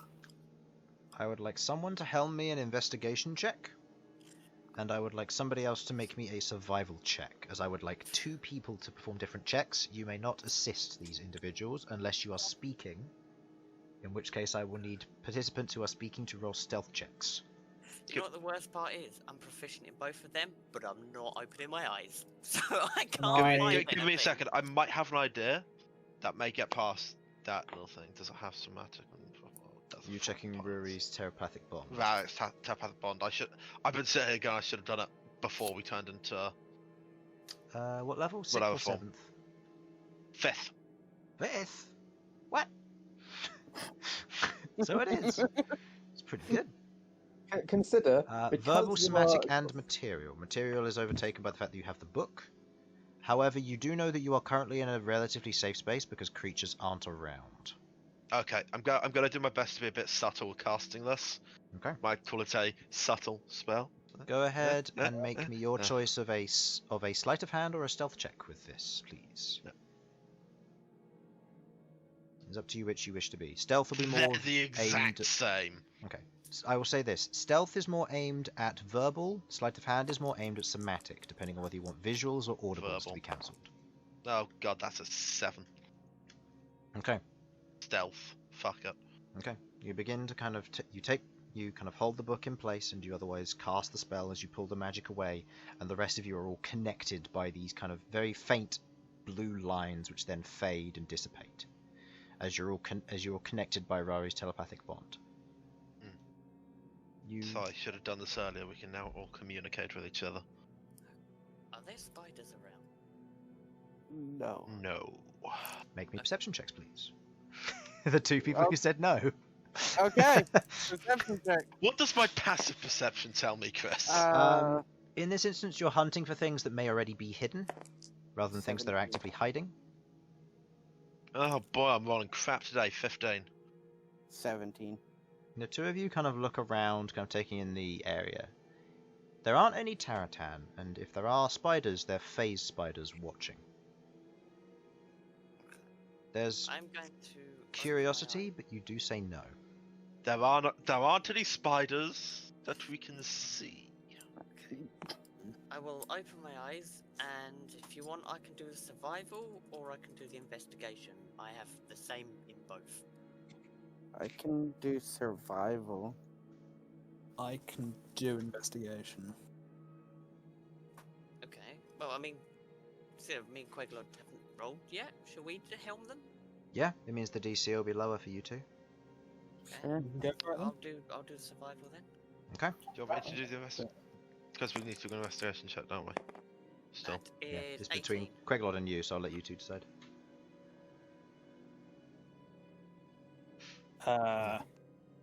What's your plus? I've got plus 10.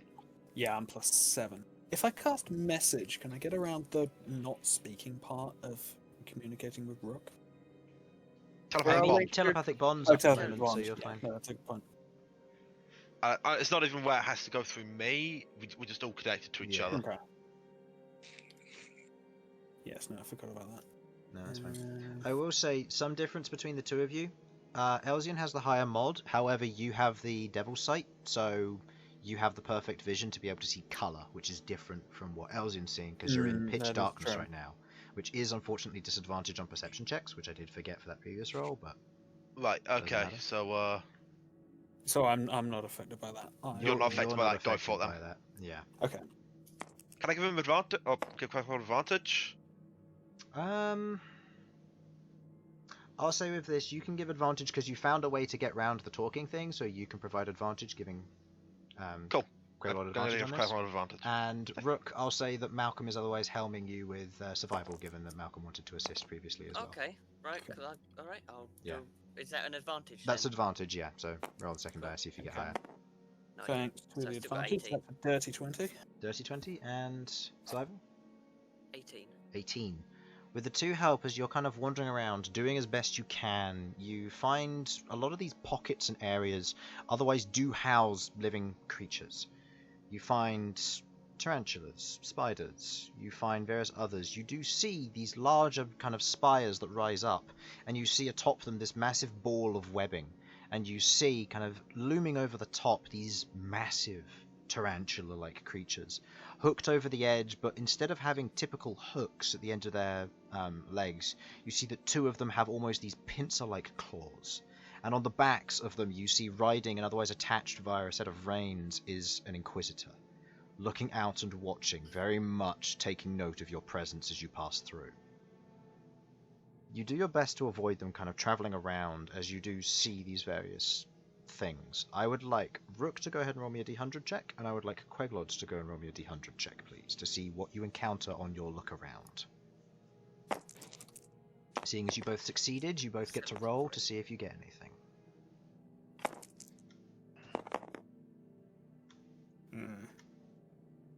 Okay. Rook, 73. And Queglod?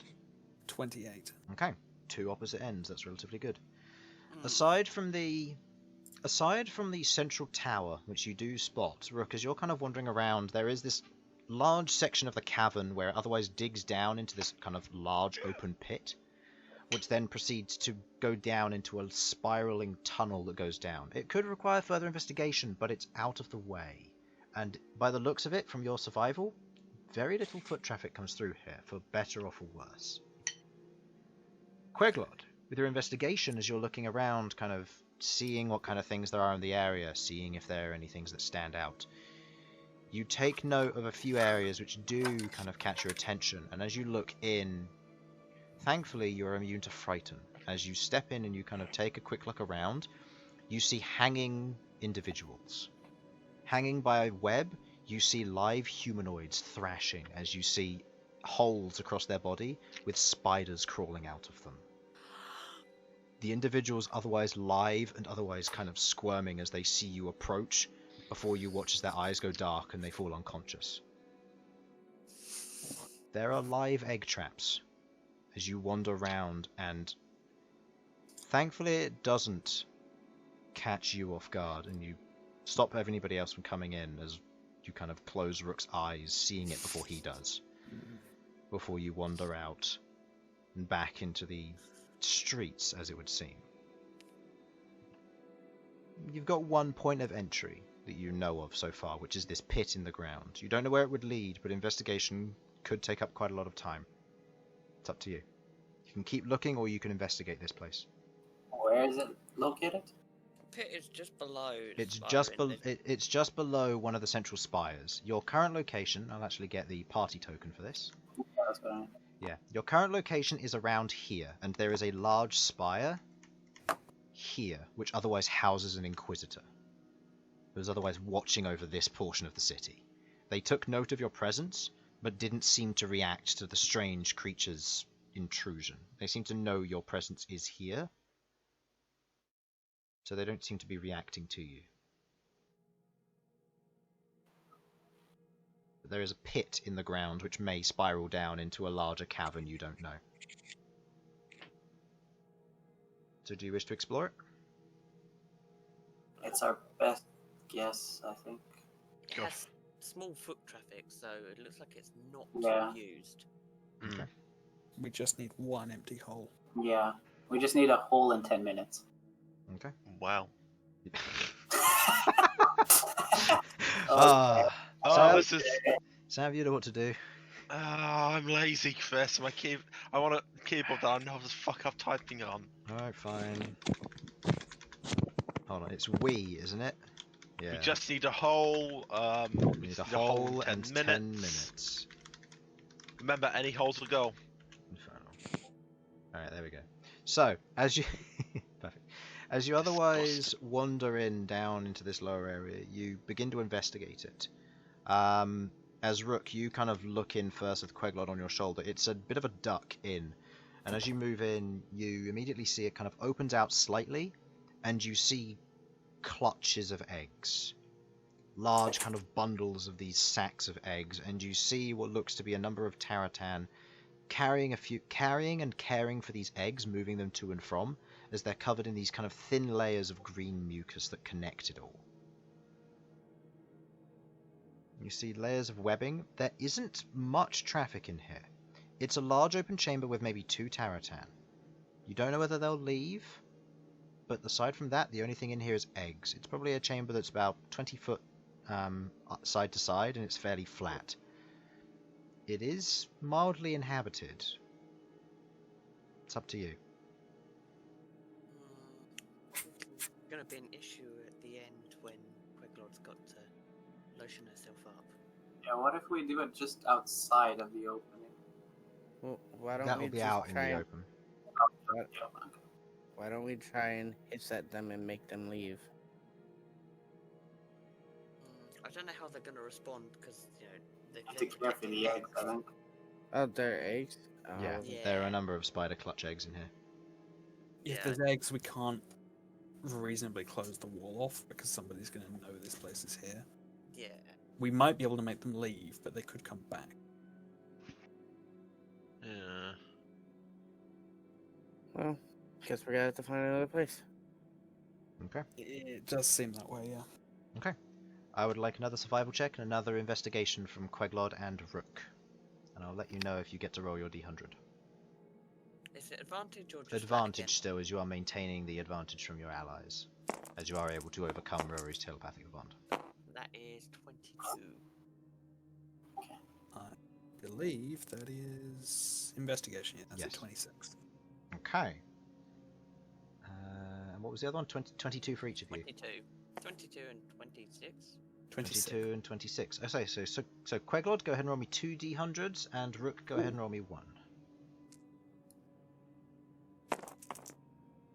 We'll go left column, right column. Yeah.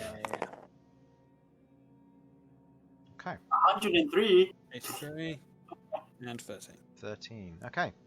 Rook, as you're otherwise looking around, you find another one of these holes, and as you otherwise enter in, it's another one of these clutches. Groups of eggs that are otherwise being tended to. Small kind of interior areas. The underground networks that you've found so far haven't been very extensive. They've been small kind of clutches, coves almost. Killing the interior or having the eggs moved out would be a great way, but it unfortunately wouldn't encourage subtlety, which is what you're after. You abandon the idea, moving on, and as you're kind of going around Queglod, you notice a few things. As you get closer to the outside of the city, it gets busier. There's more natural traffic around the walls, which are natural climbing spaces to go upwards. Which means that the interior areas should lead down. With that, you kind of take that knowledge and you begin to get a little bit further into the city, heading a little bit more to the southern or northern direction, your choice. Let's go north. Why Okay. not? Taking a little bit further to the northern direction, around the tower, you otherwise skirt around it and you begin to travel through. I would like everyone to go ahead and roll me a performance check, please, as you are, again, passing by this area. You do not have advantage this time, Rook, so everyone just go ahead and make me a flat roll. Yeah. 11. Oh, Okay, now we all rolled better this time. fuck. Okay, Bern, 21. Rook, 3. No, 1. 1. Dirty 1. Yeah. That's never something you want to say. No, I feel dirty though. Elsyan. 11. Okay, What are we Sasha, rolling? performance. Sorry. Performance. Oh, shit. Shit. I believe it is a set. Shit. Alright, Okay. Moving around, you are attracting a lot of attention moving from place to place. And the Inquisitor is taking note of where you are going.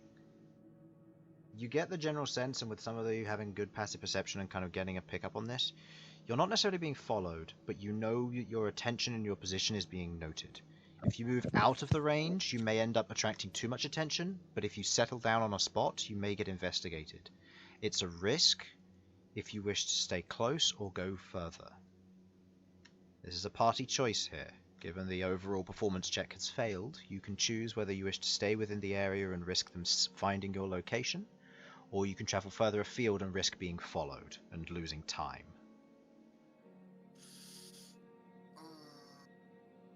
You've currently spent about an hour exploring this place, trying to find a place to settle. So you have an hour left. I mean, time is of the essence. We really can't. I mean, it's too bad we don't know much about these creatures, whether they would be able to, use any spells like Sasha's Mold Earth or whichever it is. We could just make a cave. I don't know if that works. How long would it make to make a small alcove to make a door and then close it? Shapestone and Fabricate are both 10 minutes. That's it. Okay. So that's 20 minutes. But would I mean, we could just make a random door and just disappear. They won't know how far we want down the cave, no? True. However, anybody with Detect Magic will be able to see the door. Which is what you're aware of the Inquisitors having baseline magic, whatever that may entail. So the fact that you're being spotted by an Inquisitor means that if you do that, you're likely to get found. It means we have to find an alcove now.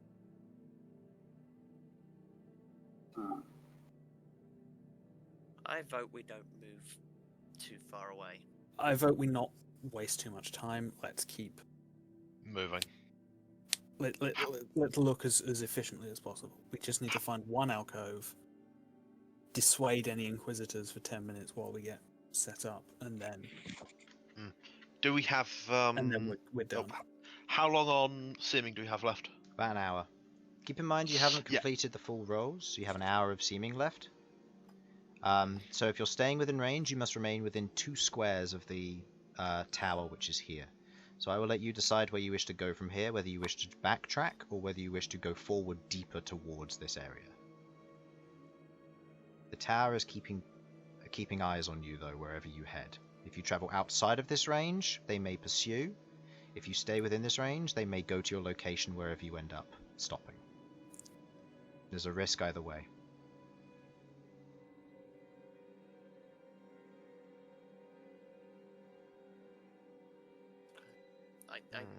think we should do a thorough search of around here. At Yeah. risk of being followed and So staying where you are in your current location and investigation, or investigating the area. Yeah. Yeah. Like, We need to find an alcove and then hide. We need to find it quick. With both of Queglod's rolls, as you're looking around, you find more of these kind of underground pockets that begin to lead down into the lower area. At one stage, as you're kind of going around, you note that there is a lot of foot traffic in one particular direction, and this kind of gets picked up by your investigation as you see that it leads down into this light spiraling location that leads down into a network underground. This would break your line of sight with the tower, would also mean that the Inquisitor might not be able to follow you. It seems almost too good to be true, but you don't know what lies underneath this. There's a lot of foot traffic. There is a lot of foot traffic, but you know that the networks underneath this are sprawling, and there's plenty of hiding spots underground. The only issue then will be is getting back up once the attack begins.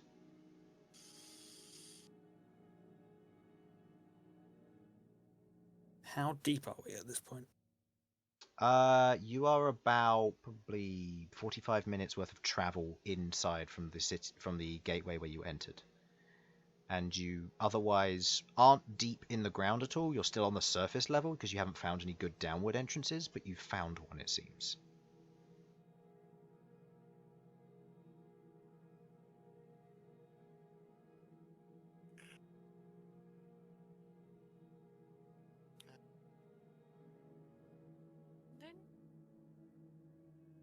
Okay, I would think that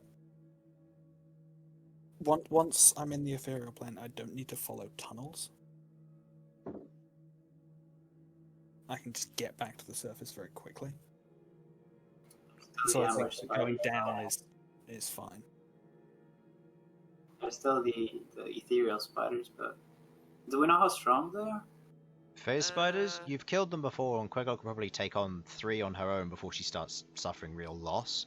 The only issue is them alerting individuals of your presence, because they blink in and out of the ethereal plane. That's not going to be a huge deal if we're fighting inside. Yeah, if she's fighting her inside the ethereal, should be fine, right? Except for the fact that when they die, their bodies go into the material. Gmod spider just pings out of the ground and hits the blood, the Prince of Blood in the face, like, who interrupted my ritual? My face. Yeah, I don't think going underground is a They can't problem. communicate, so you could just bait them away and then kill them when there's no people watching. I don't have a lot of vision range in the ethereal plane. It's only 60 feet. Yeah. Also, what I don't have a lot of is time this evening. Yeah. I need to be heading off soon. Yeah. So I think we should So go make to sure the we're make sure we're 1 hour, like within 1 hour travel time of the big square. Yeah, which is going to be within 4 hexes of it. Yeah. okay. So go down then and check out that. Go down, see what Yeah. we can find. Okay. Yeah. Heading down into this kind of early area, looking into the foot traffic, you immediately kind of begin to get a look around, seeing the interior. It doesn't open up. It is a series of networks, and you travel past a number of Tower Town which do leave the area, kind of going away from you. As you all enter, kind of crouching down and moving through, Queglod, you do note as you're kind of going along, there's a moment where you think it opens up and you kind of lift your head before you kind of catch your head on something, and as you look up, you see an alcove above you. It's a tiny little thing, enough for maybe an old trapdoor spider where it used to live there. The flap is otherwise hanging off of the edge and nearly peeling away. It could fit you all. It could fit the door, but not all of you at once. You'd have to slowly but surely enter into the doorway, and you'd need to give cover for Elsyan to cast Magnificent Mansion. But it works. Be big enough to house a door, and it would be in enough of a position that you could simply pull the trapdoor shut, and so long as you confuse it with the wall, it would be a perfectly naturally hidden area. It's our best place. I guess we can have like me and someone else stay in front and like be like chilling, and if someone does interrupt, we can just hiss at them.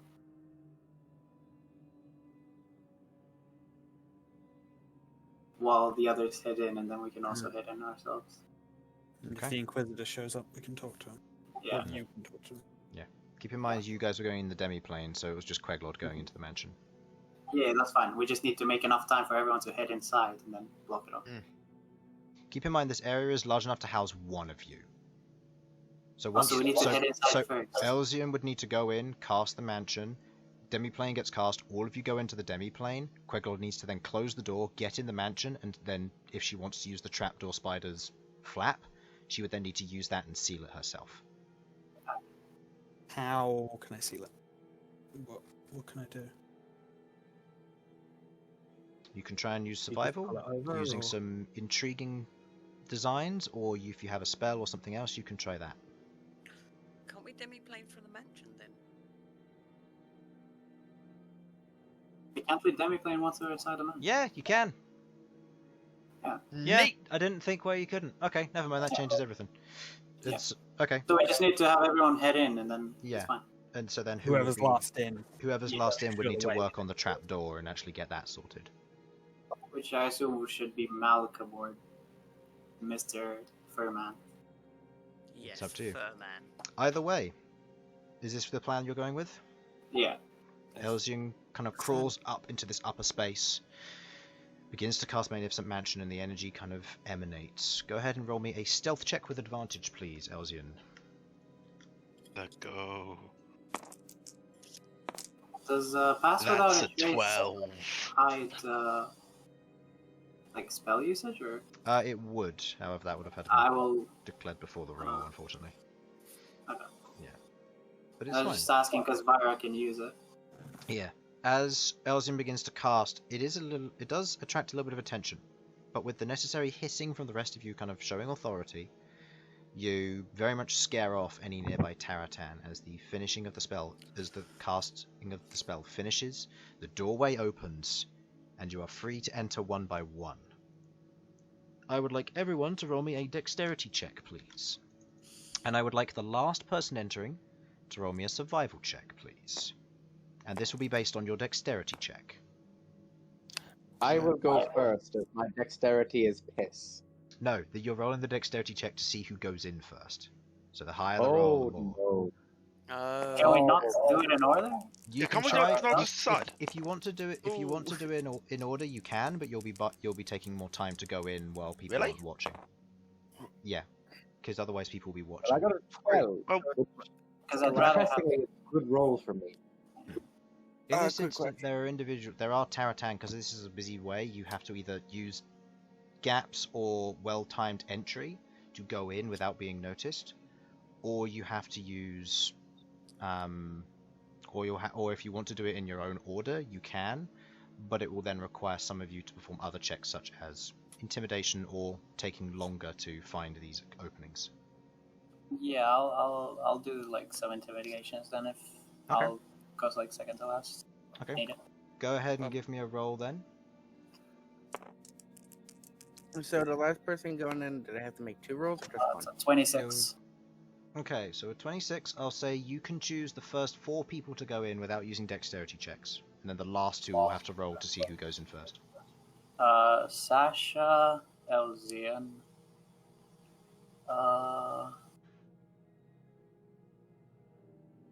Who doesn't want to go last?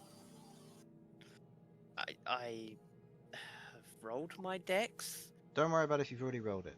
Alright, okay. Yeah, I'll go with the Rook, and I'm then good with going last. Yeah, the dex Who's was more left? finding. Agrio. The dex was more finding openings to see who ends up entering Okay. in when there are openings to go in. And the higher your dex, the more likely you are to find a good opening. Does Nagriel have a good dex? That's right. I should be rolling not? for him. Yeah, it's all right. And who's left then? Queglod. Queglod. Yeah. So 3 of you will be left behind. Nagriel has a decent dex, so he'll potentially be able to get in without causing too much of an issue. Malcolm's dex? My dex is kind of low, but I'm fine with going last.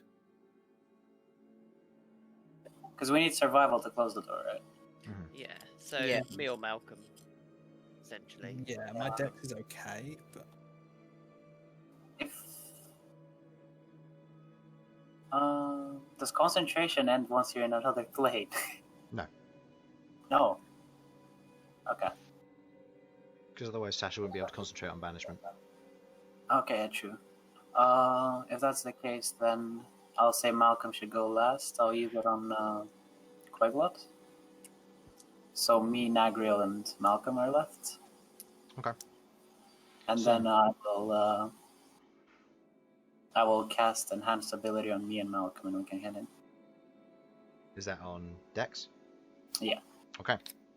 With that, Nagriel rolling. Okay.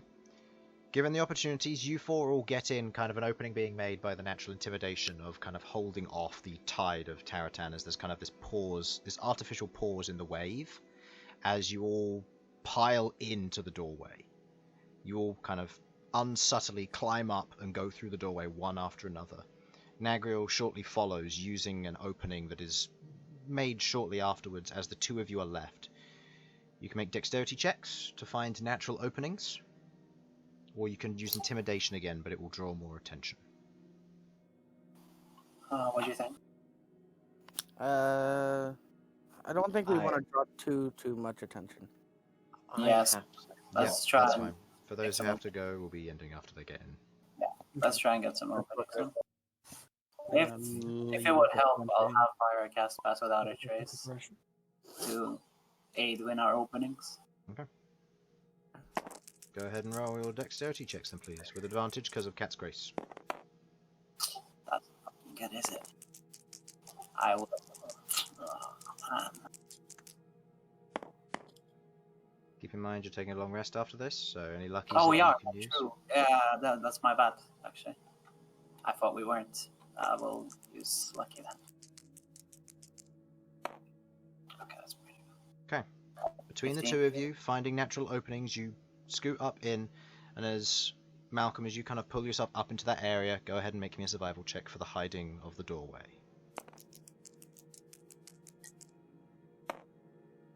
Okay. 21. You're confident in it being hidden. As you pull the trapdoor to, it holds in place as you step backwards into the doorway and you all enter into the magnificent mansion. And that is where we will end tonight's session. As the plan begins to unfold and everything begins to fall into place, as it is all coming together. That is where we will end for tonight. So, thanks for watching, hopefully you enjoyed, and we will see you next week for when the finale begins. Bye-bye. Bye. Bye. Right.